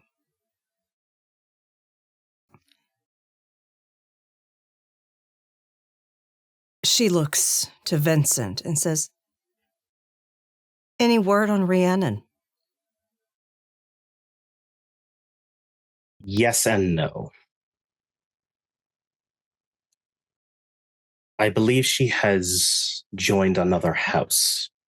I cannot say which. I'm not certain on that. But every Gwydion contact I have has said there is no Lady Rhiannon in Denver under House Gwydion. Am I? Which is disturbing because it meant that something changed enough that her oath of fealty to the house either ended or she broke her oath. Neither are good. Or it wasn't her real name. Come on, think about it. There is potential. Potential, my ass. That does seem like the obvious solution. Yep. Fake name. Can't look it up. Then was she even Gwydion? Was she Good even question. noble? Considering The fuck do we she know? tried to murder an issue, I doubt it. And I'm certain far more than just him. Not specifically Ishu, of course. But anyone who would disrupt her plans. Exactly. How very roguish. For those who have semi-decent perception, which is to say 3 or more dots, you do also see that throughout this whole conversation, Vincent's shadow has just been sitting there doing this. Like it's laughing and trying to hide it, even though there's no noise being made. Oh yeah, I've got 4 with a specialty in fucking detail oriented. Yes, Yeah, I got 4 with a specialty in small changes. His shadow is not doing the same thing as him. Not at all. Okay, I've got to know the story. What is up Which with your one? shadow? He looks down. You see him frown, and as soon as he frowns, the shadows, and then back to his silhouette. And she looks at the shadow and says, "Oh, don't try to fool me. I've already caught you." It just shrugs. Shally chuckalux. This is Shade, the first anything related to the dreaming I met when I crystallized. Interesting. And he seems to have taken a liking to me because he doesn't seem to leave. Again, another shrug. He also can't speak or have any physical substance. Ironically, he is one of the chimera that can manifest in the real world. Although, what can a shadow that manifests do? Lots of shit. Many, but most of what he wants to do, he can't. For example, and you see the shadow is bouncing a basketball. Oh, I see. He's a very tactile and physical entity. He which wishes is sad. he wishes he had form to do things. So long as he stays attached to my shadow, he feels what I feel. Interesting. Cool, I'm naming you Peter Pan. Entirely fair. Many have made the assumption behind my back. It is refreshing to hear it said in front of me for once. Hey, you know I'll fucking say it in front of your face. I mean, we could actually make it Peter Pan. I don't look good in green. Which you all know is a lie. He's a she. He looks good in anything. Oh, bullshit. Suck a dick. He actually gives you a bit of a playful smirk for that. Come on. We know you look fucking good and everything. Don't placate that bullshit. There are some she that I promise you don't, at least to our standards. Oh, please. Next, It's you're going to not- start doing a whole this and go, she-eye, give us a she-eye for the queer eye. It's all that bullshit. Yeah, I but just when call all them of your people are pseudo-she. beautiful, who really is, right? I just say that they're pseudo-she. They could have looked like us, but they got close enough. Fucking shade, man. Goodness. And Oh, hi. I'm going to say anything I fucking will, so don't worry about it. I say it that's to quite everyone's all face. right. By the way, I'm not sure if Vincent here has actually given you our names. I'm Esmeralda. A pleasure. This And the is rest of you? Vrevari. Ace, as you heard, Sir Ridari. And Dory's fine. Lady Honey Badger Swift. My lady. How's Scathage? Ah, that would explain it. You also know, Lady Embra, that honey is one of the things that is talked about outside of Denver. Because, especially now, she's the only one of her house here. So she's a bit of a unique thing. She's a unicorn. I've heard whispers about you, Miss Swift. Oh, hopefully fucking good. You can just call me honey. You have to go all formal and bullshit. Sure, honey. I've Cool. heard that you're one of the few or only members of House Scathage here in the city. Yeah, I'm the only one. Yep. Got orders to leave, but can't leave people here. So kind of, going off the res a little and kind of playfully doing the loophole bullshit thing. I understand as a member of a underrepresented house in here. I mean, hey, if I can't represent, who the fuck am I, Of course. And to the rest of you, I guess this new news that we've heard about, that there was an attempt on the Duke's life, or One of the kings, actually. the King's life, excuse me. The king of Burning Sun, which is the kingdom that you all are currently in. Yes. Somebody actually attempted to slay the king. Have you any thoughts, opinions on that? I mean, to Esmeralda. be honest, I question everything else Alil says. And I just look at Doug and say, it wasn't me, I wasn't there. To which Doug looks back and says, oddly enough, I was.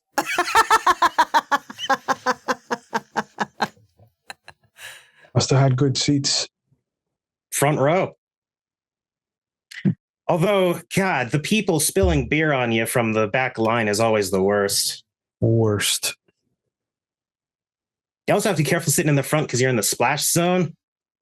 Oof. No, What, no raincoat? Not for blood.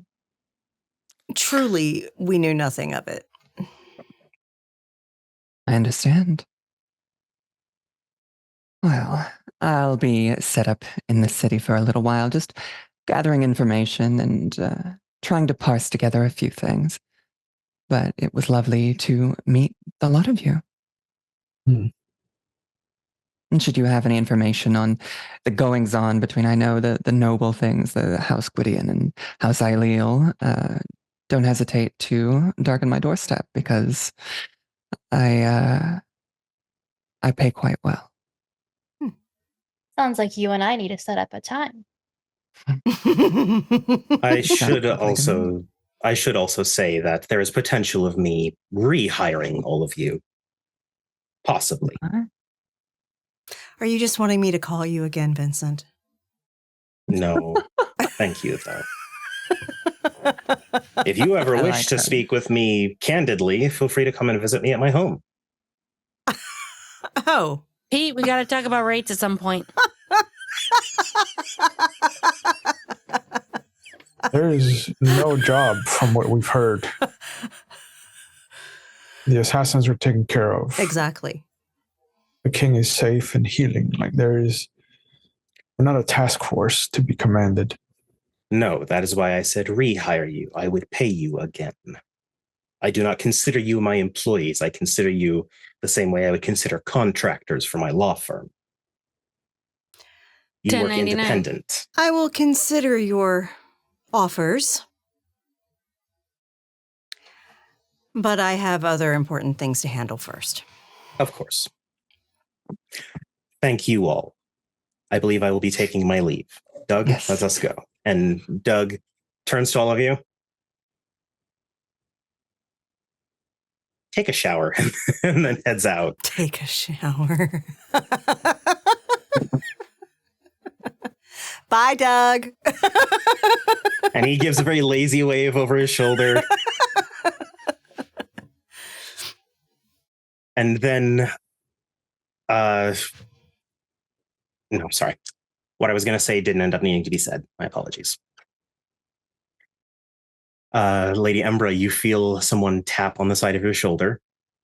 Yeah.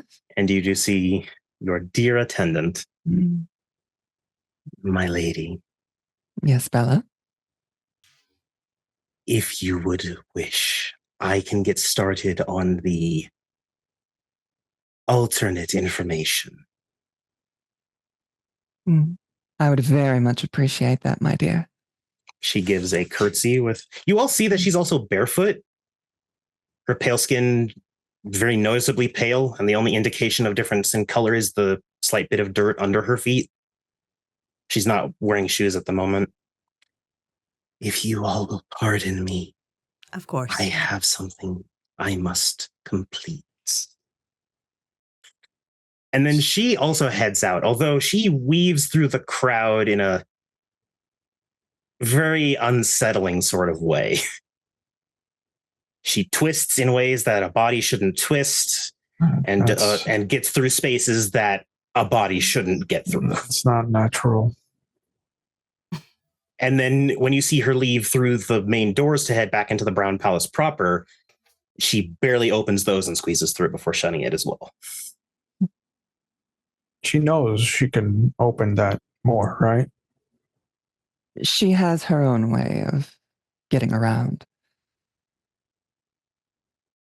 And it is not my ken to question. Sure.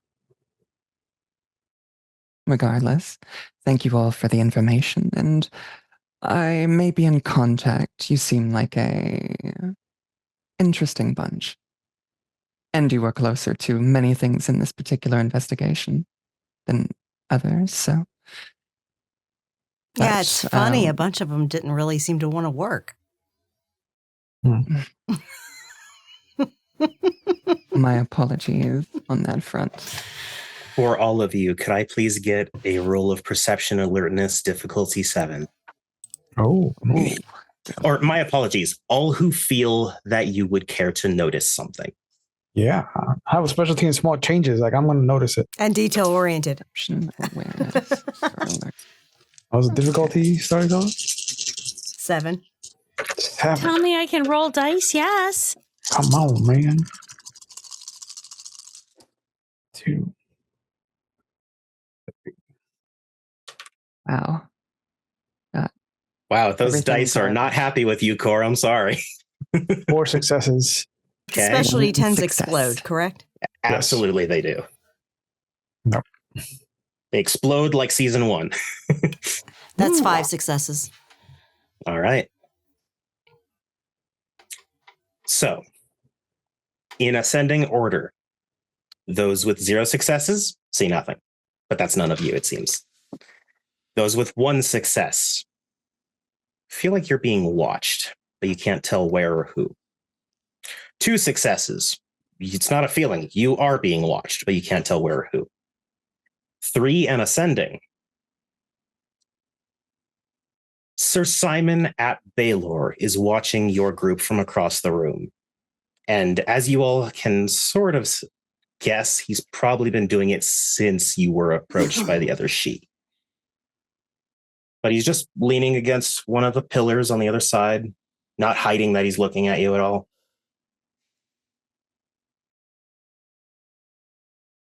He does grin, showing off his very sharp teeth. which is his indication that he is of House Baylor. It appears we have the attention of the Knight of Baylor. Oh, You noticed that, huh? Oh, God, yes. What do I not notice? It's kind of obvious. And once you all notice him, he sort of kicks off with his shoulder blades from the pillar, stands up straight, and then goes towards the exact same door that Ace's family all left through and heads in there. Immediate turn of my attention to Ace.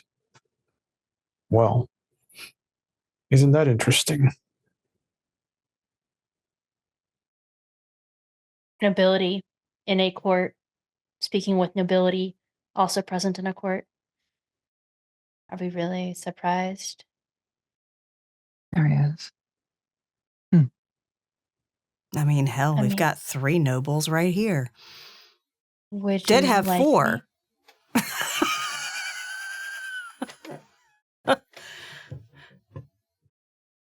And also, we know that my family has kept tabs on me in the past. I'm not saying it's just me, but it wouldn't surprise me if they started keeping tabs on others too, now that they have more power. I'm sorry, who was that who was staring us down? What was his first name again? Sir Simon. Sir Simon at Baylor. There's a representative from Baylor here? Yes. Has the teeth and everything. To most of your knowledge, he's the only Baylor in town, but who knows if that's true. Haven't seen any others, just him. I see. Very curious. This isn't the first time we've dealt with him. No. He I wanted a see, story very last nice. time, so we told him a story. It was very early in our investigation, though, so we didn't have much to really tell him. He Has was he actually been- surprised that I would just tell him a story. I figured it was the quickest way to get him to leave me alone. Has he been overly interested in your investigations? Not since that once. I see. It wouldn't surprise me, though, if Her Grace has brought him on either for potentially protection of some sort, or, like I said, I don't believe exactly what they tell us. It wouldn't surprise me if it was a coup of some sort. Let it never be said we don't live in interesting times. Yes, it certainly seems like I've arrived at one. Well, I have some checking in to do then. Thank you for your time. It is sincerely appreciated. With that, I'll head off and start to schmooze with other nobles, trying to get more of a read on the situation here. All right, we'll come back to you in just a second then, as the short she saunters away from all of you. She never even walk. It's really pretentious and annoying, but she looks good doing it all the same. I'll also snap my fingers to create some flicker flies around myself to emanate a sense of comfort. All right, what is your bunk for that? I'll do a quick cartwheel in the middle of my walk While wearing an enormous sword. while wearing an enormous sword. Please roll it. Let's see how well this bunk goes for you. All right, let's do it. What's the difficulty? For that,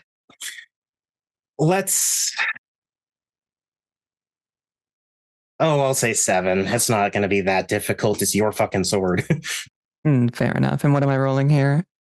In this instance, let's do, I'll let you choose strength or dex athletics.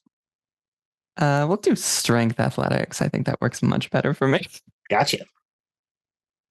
All right, so let's go ahead and then let me know if you get successes on that. 93922. So 2 successes. Then yes, that is enough for the bunk to take effect. And you're in a freehold, so it's practically nothing. and the flicker flies. You will watch as she struts away and then turns sideways and immediately dips into a perfectly executed cartwheel. The sword on her back doesn't clatter to the ground. No part of her clothing gets altered. She did this flawlessly. And then as soon as she crests back up and is on her feet, she is surrounded by all these glowing, fiery lights. And people around her seem to all and relax a little bit. Honey will pull out a decanter she had. Up like a little thing for alcohol, and she'll open it up and she'll go, yeah, maybe we live in interesting times, and take a long swig. Ace will reach out for a drink. Hey, Esmeralda. Oh, totally. Yes. What's your specialty in perception again? Detail-oriented. Oscar and Honey both said that exact phrase. They did. Just now. Oh.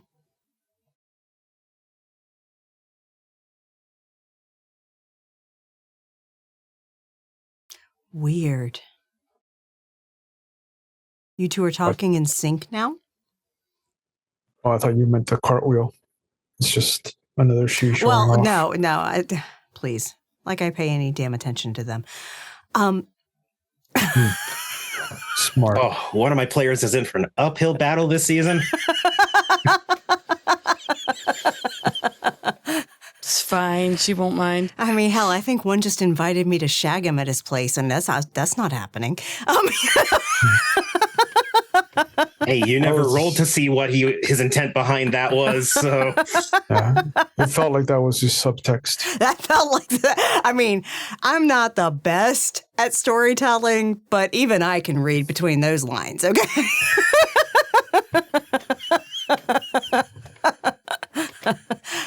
But for real, y'all literally said, may we live in interesting times in unison. I don't recall saying that. What? Honey, you didn't say anything like that.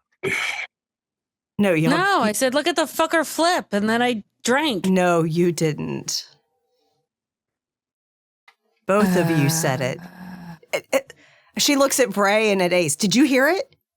I mean, now that you mention it, yeah, they did actually both. I just kind of let it go. I mean, fuck, if I could be like Elsa, I would let it go. And you looked at me weird when I was carrying Bray's roommate to the freehold.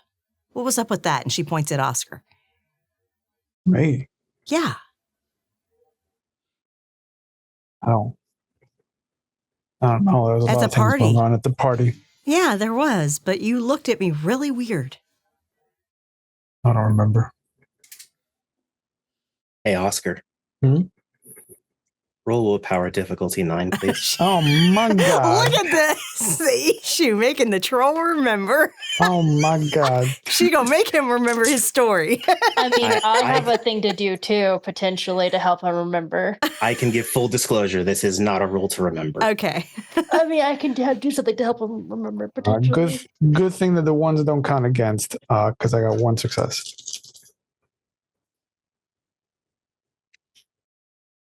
For half a second of you trying to think back to that memory, your head hurt, but it went away just as quick. Mm. And for a split second, you thought the skin on your hand looked cracked. But it was just the way the light was sitting. Yeah, unfortunately, there's a lot of that cider brew that got tossed around. I don't remember anything. Hmm. You had cider brew? Want to remember? A cup. Did you really? When I offered you a drink, you didn't take anything. I had already had a drink. Don't pressure him. She looks at him and says, you'll remember in time. Sure. I know you will. But I don't want to hurt you in the process. And then you hear Jolly go, well, there goes my idea. That's because you're an asshole. What? Just knock him over the head with something heavy and he'll remember, right? Yes, because you're Happens an in the asshole, movies. but you're my asshole, okay? Or shit, take him somewhere tropical. Just drop a coconut on him. I mean, we also have arts. Let's be honest here. I mean, sure, Have if the you want to do tools. it the easy way.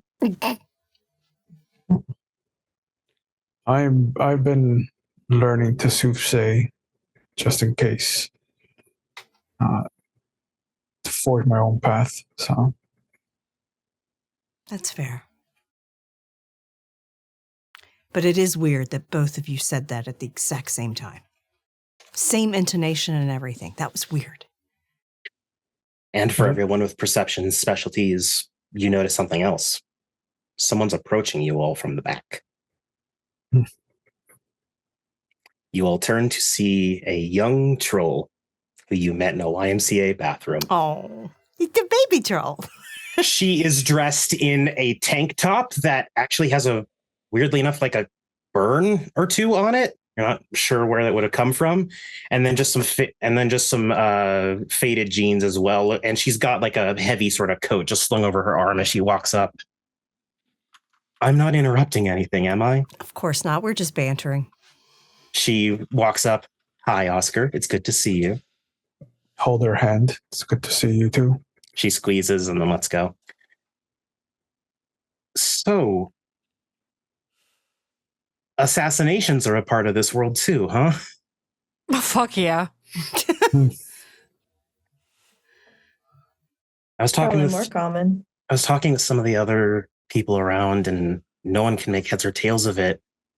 They're not, from what I heard, no one's even sure why he was attacked in the first place. Greyhawk has apparently always been really good for everyone here. Like, he hasn't done anything unjust or awful since his rule. Although I guess a lot of people accused him of, I think they said, going native. Wow. Apparently there's stuff like us, but not us. I don't remember what they were called, but it was like that. No, the one telling me it said that it was like us, but for the native tribes here in America, not us. I don't remember what they're called, but apparently Greyhawk knew many of those people, and apparently he brokered some sort of peace between them and the Kithane. I'm actually kind of surprised that you all didn't know this. I thought I was the least informed Kith in the city. You would be surprised.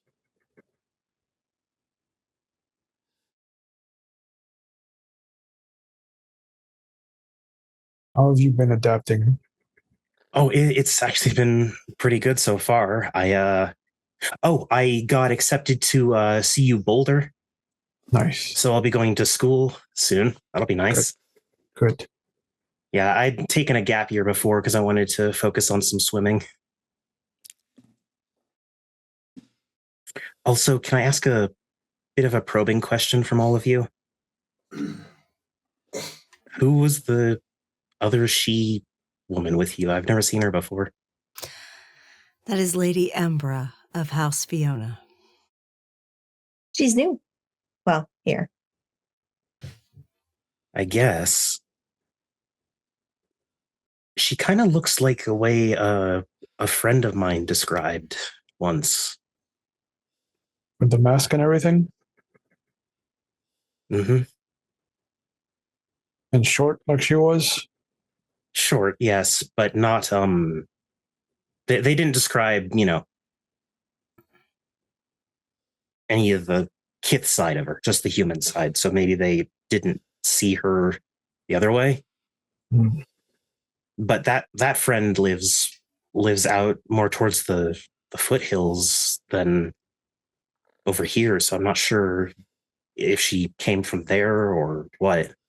Is your friend enchanted? No, she's not enchanted. I met my friend on a hike.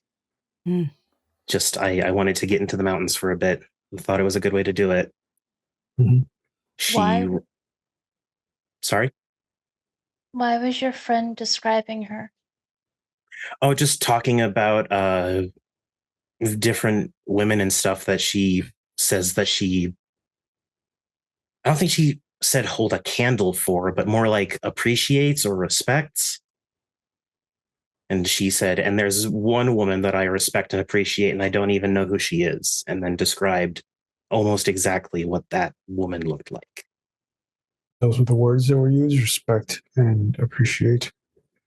I think admire might have been thrown in too. I'm not sure. But yeah, if it helps, my friend's name is Claire. Claire. She lives up in Morrison.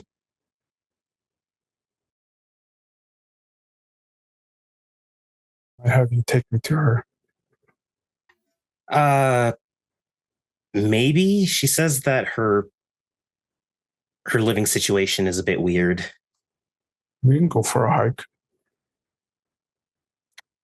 I like to think I'm a good listener.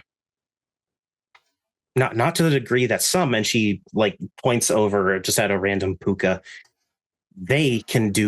They've pulled secrets out of people I didn't think were possible to pull out of people. I don't know how they do it.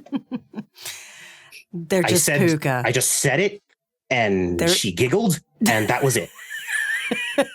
That's just puka. I don't know why I said it. It just happened. She asked an innocent question, and I gave her an answer that was complete, and it freaked me out a little bit. But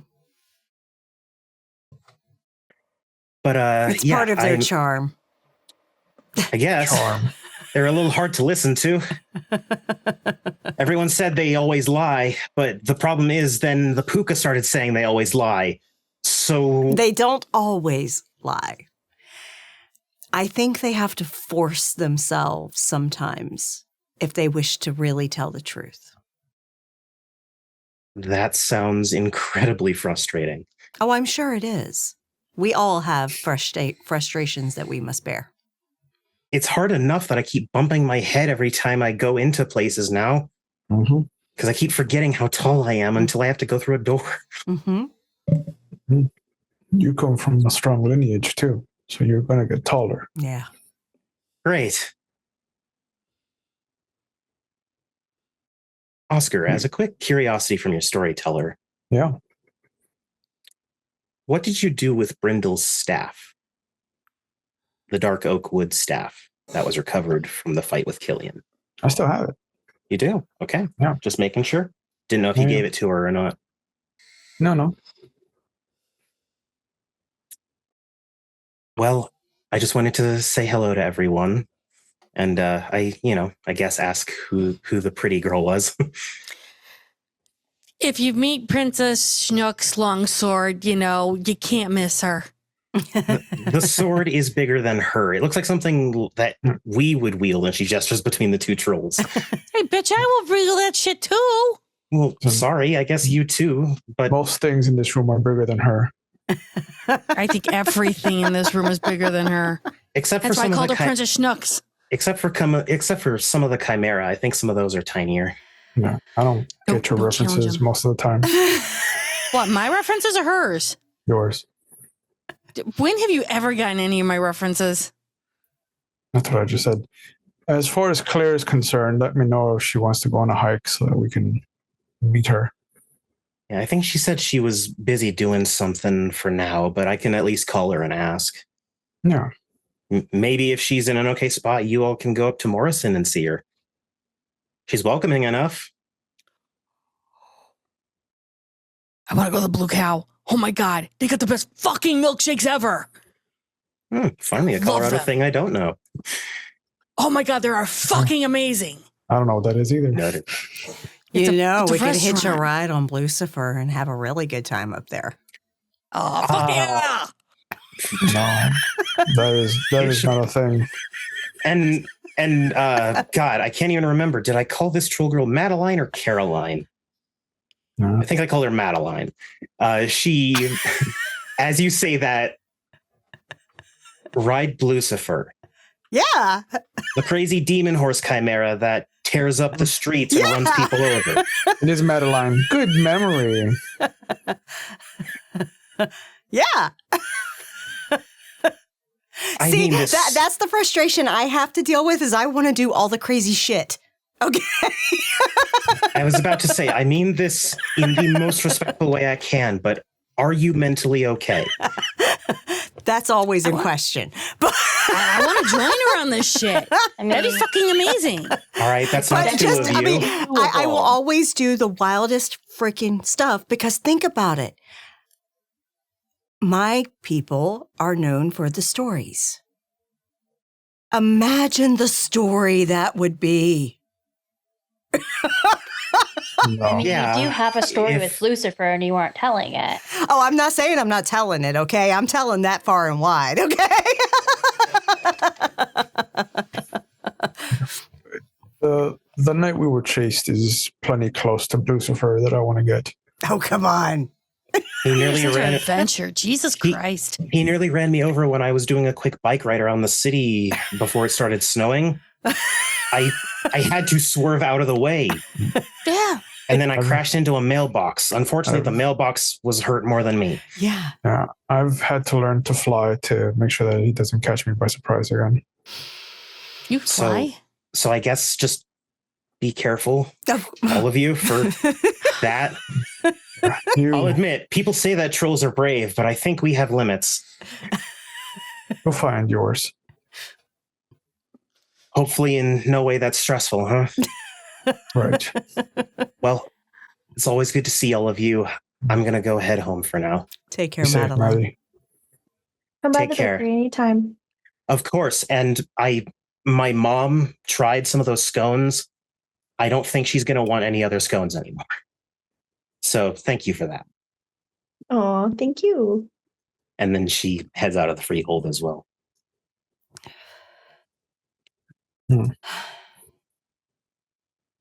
I believe, with nothing else going on, if you all would like to do a quick wrap-up scene discussing things, but otherwise, there's not much else to tell in this session. That seemed odd about her friend. Describing a she that none of us had met before today. Yeah. I mean, if you want to approach it from that avenue, we can. I mean, it also seems like we have plenty of an option to go talk to said she. That requires talking to a she. You're Right, a even when noble. they're You have to actually talk to them nobles. all the time. I try not to. Oh, okay. I mean, it's Not an even the excuse- Ventura get this much shit talk. It's an excuse to give up dirt on my family, so I'll take it. I mean, that is true. I mean, Hey, I hate that you bring up a good point. I know you hate to admit that any good idea comes from me, Hmm. but I've saved our asses before, even with Lucifer, remember? that was brilliant, Ace. There's lightning in a bottle. That's what that was.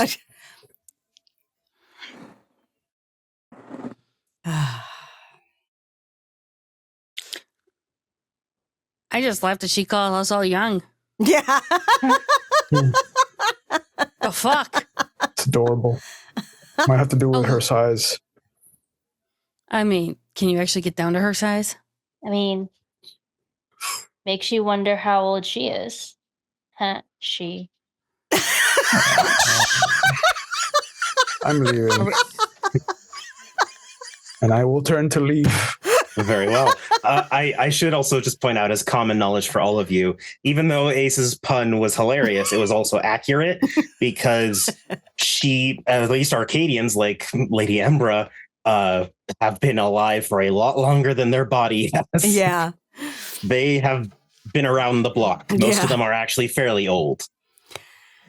Oh. Not Autumn, though. Autumn, she age with their facial, which is usually transferred body to body. Esmeralda is going to say goodbye to everyone and head out. Jolly starts whistling Money for Nothing. Excellent song. And Esmeralda starts kind of dancing as she walks to it. A little odd that a goat is whistling, but he's managing. Hey, it's fine. And Hey, got a yes. second? Who? You. Yeah, sure. What you did for Ez. Can you do that for me at some point? Not now, but at some point. I never got one. Really? Well, Ace, that's extra weird. She's a noble. I got, okay, so long and the short, a lot of shit happened in Joliet. My uncle then whisked my mom and me over here, and then a lot of shit happened, and then I got whisked away.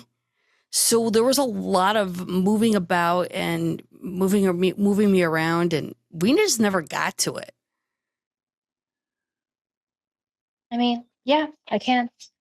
Like I said before, that there are the risks, but assuming that you trust me, it's okay. If Ez trusts you, I'm going to trust you, but I don't do kissing. I mean, I've never kissed anyone before, so can we just go out for drinks or dinner or something like that? I will make you tell me every darkest secret you have. Being I have none, okay. I Ace, mean, what better way to know you? You also know that if you start on someone else when you're in the middle of trying to sane Esmeralda, her saning will have to be restarted. Oh. That's why she's like, when she's done with Ez, she's not wanting to do that in the middle of it. Yeah, it'll just take time. Yeah, fuck it. I've waited for this long. I ain't giving a shit. Get Ez done. Get her going. Although, Ace, you do find it very peculiar that 2 changelings have gone without saning. It happens a lot. One was kept away from court. Yeah, it happens a lot. Unfortunately, there are not enough namers in the world, but it's a little odd that there's 2 of them in the same city talking to the same people and being in the same circles. That's pretty fucking coincidental and a little bit weird. And what a coincidence that they have a namer in that circle. Mm-hmm. It's almost like fate. With Some that planning. With that line, I think I know exactly how to end this. You're welcome. There is an alternative word that can be utilized when speaking of faith in a changeling game. D-A-N-A. Wait, no. D-A-A-N, I believe it is. I could be wrong on the spelling. But Dawn is the expression of fate as seen through changelings. Because changelings have this unique little talent of seeing far more than anyone else. Which means that many changelings can interact with fate in a very tangible way. Doesn't even matter how they interact. If they're skeptics about destiny, they're still interacting with it. And it's not offended, it's destiny. It can't be offended. And with any luck, Dawn will favor these changeling for this season. Thank you all so much for joining us on episode 1, season 2. Let's start this shit off right. And I hope everyone had a pleasant evening and a good time watching. It was not as hectic and wild as the first episode of season 1 was, but a lot less happened immediately in this one.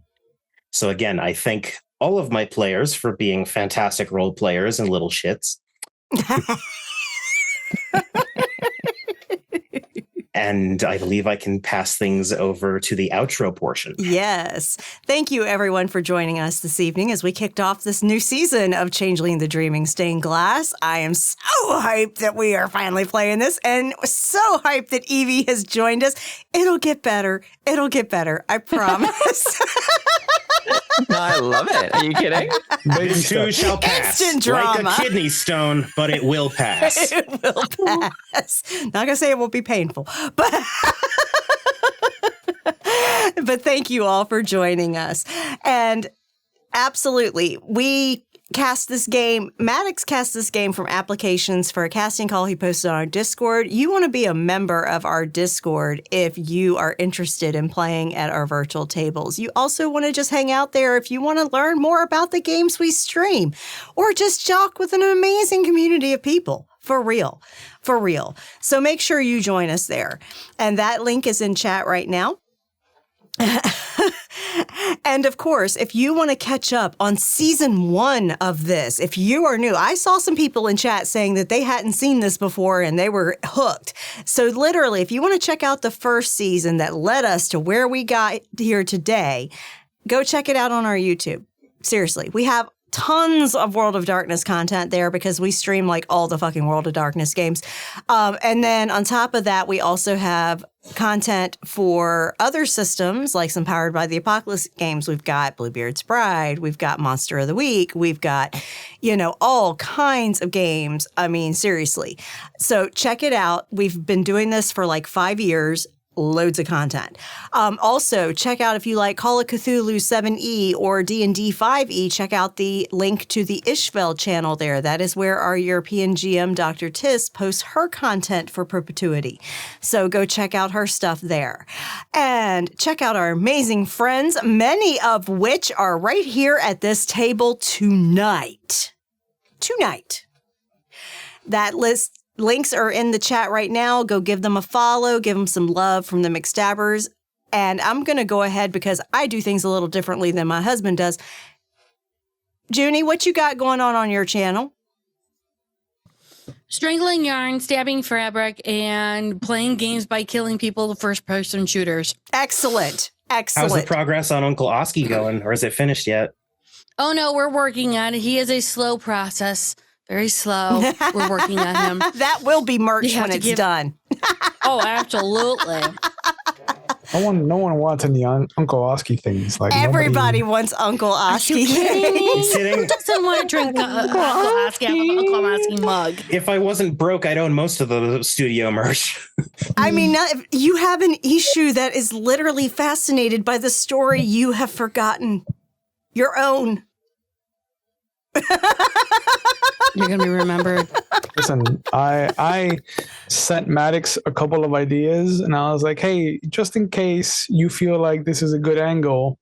And he was like, what do you want to get out of this? I was like, whatever you want, boy.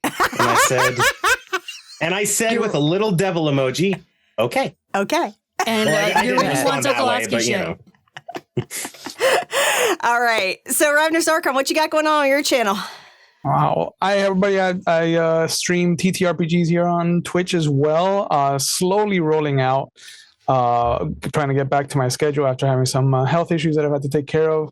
But we should be doing 7C next week as our one per week until I start getting back into the rhythm of things. But you can catch me on Monday for our Monster of the Month game over here, where I can only say that if you've been watching Monster of the Month, anytime that you see Vincent, his head armor has escalated with every single episode. Yes, it has. And this episode is going to be no different. Oh, my Lord. All right. And Mischievous Red, what you got going on? Hi. Yeah, I stream on my own channel, Mischievous Red, on Twitch on Sundays. And I do mini painting. That's it. Awesome. Thank you so much. And of course, if you would like to get some studio merch, you can check our Zazzle store link that's in chat now. Do make sure you are signed in with an account on Zazzle, though, because we have some things there that are rated as adult, not because of nudity or anything, but because of swear words. And Zazzle has really strict rules about that.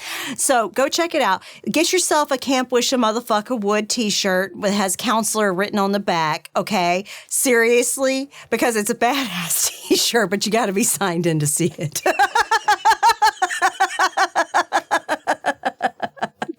And if you would like to support these amazing players at this table, including our ST Maddox, show us your biddies. Show them off. Show them off. For real. Thank you to those who have given bits tonight. I see you and appreciate you, and our cast appreciates you. Thank you so much. Those are dispersed amongst our players here at McStabber Studios after taxes are taken out, because Twitch likes to, report things to taxes. And so we have to take out taxes, but everything else is dispersed to them. Now, if you would like to support the studio, myself, when Shanky's here, Shanky, if you would like to offer any support to us, you can subscribe here on Twitch. You can use your Amazon Prime subscription to get one free subscription a month. You may consider giving that to us. Or you can donate to our KoFi page, our coffee page. Buy Mama a coffee. Buy Mama a coffee. For real. Mama's working hard. Buy me a coffee.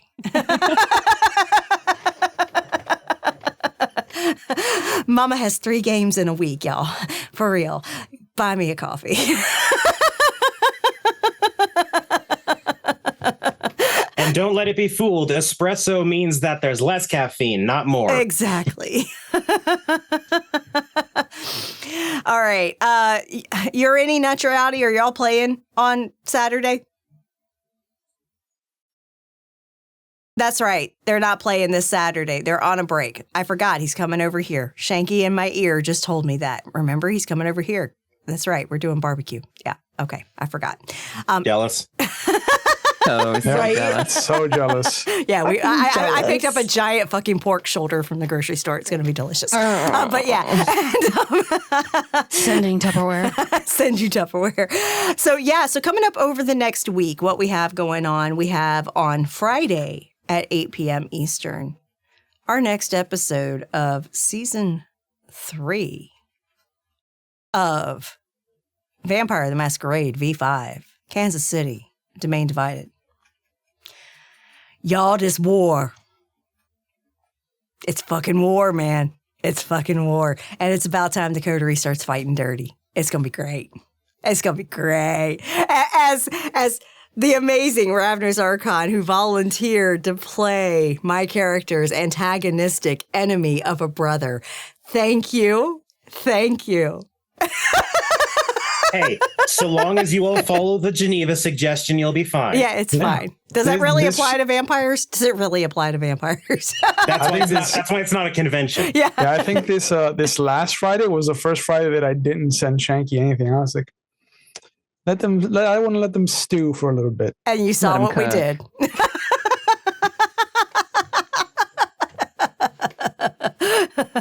Yeah, tomorrow I get to go into plotting mode for Friday. It's great. But yeah, so join us Friday evening for that. And Saturday, there is no stream. Tess is on break for the weekend. But then we will be here on Monday. Myself, Junie, Ravnos Archon, as also with Antera and Lanhi, are coming back for Monster of the Month. This is going to be session 6. We've been running this since January so far. And this is the session that basically the last of folks that haven't got their 3rd session to play yet so far are getting their 3rd session to play. So some of these folks haven't played with each other yet. It'll be interesting. Yeah, that's at 8 p.m. Monday. Join us for that. And of course, we'll be back here next Wednesday for the 2nd session of Season 2 of Changeling, 8 p.m. Eastern. Yeah. Or I'm sure nothing will happen. I'm sure nothing's going to happen. Like, her stalker leaving literally a fucking ransom note. Where is she? Or a king assassination attempt. I wanted to start off easier than Season 1. Yeah. It's like, great. Great. No. Great. And then all these fucking she. It's like, what the fuck? And may I also give a full official special welcome to Evie Eternal, who joined our cast for this season. So thank you so much for bringing the she energy that I was desperately missing. Of course. It's my pleasure. Because even the nobles shit talk the she. I'm like, good fucking God, you all are exhausting. You wouldn't have us any other way. Full admittance, she aren't even my favorite kith. I just think they get more shit than they deserve. Looks like I've got some prejudices to right, okay? Like, we weren't inviting to you at all? Considering Esmeralda literally didn't say shit when she was like, thank you for the talk. And she's like, whatever, go. You're even introduced to them by someone that they kind of like.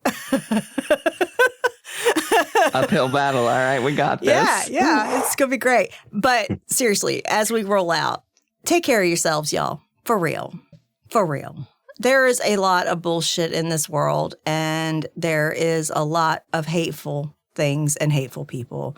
Make sure you take care of yourselves. And if you are dealing with any kind of crisis at this moment, please look in chat right now for the list of numbers of organizations that you can call or text 24/7 if you need assistance. And if you are not watching here on Twitch and you are on YouTube, or if you are outside of the US, go to findahelpline.com.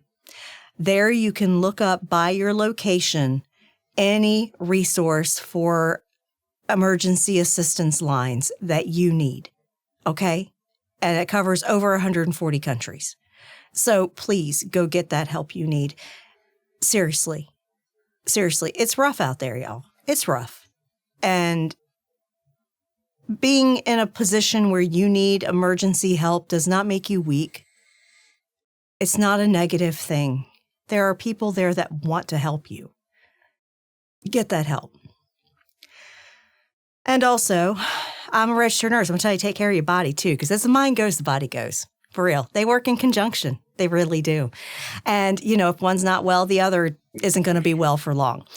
So make sure you go to your doctor's appointments or PCP appointments or whatever. Make sure you take your meds, drink your water, get your fucking vaccines, eat as well as you can. I know it's expensive right now. Try to eat as well as you can. Take care of yourself, okay? We want you around a long time to enjoy content and possibly play in games with us if you decide to apply in our Discord. And also, Mama is very political. She's political as fuck. Yeah. Make sure you register to vote. Real fucking important this November. Real fucking important. It ain't even, the president seat isn't even the most important thing. It really isn't.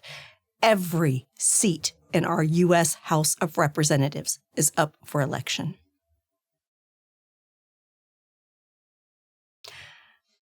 It has been run by the GOP this past term. They cannot govern. There's always a looming threat of a government shutdown that puts thousands upon thousands of people out of work. They literally took way too long to finally agree to the terms that they originally said they would agree to get a fucking budget in place. And they lie through their fucking teeth to their constituents and take credit for things that they voted against that Democrats ensured went through. So seriously, let's stop giving these fucking seats to the GOP. Said with love. Y'all have a good night.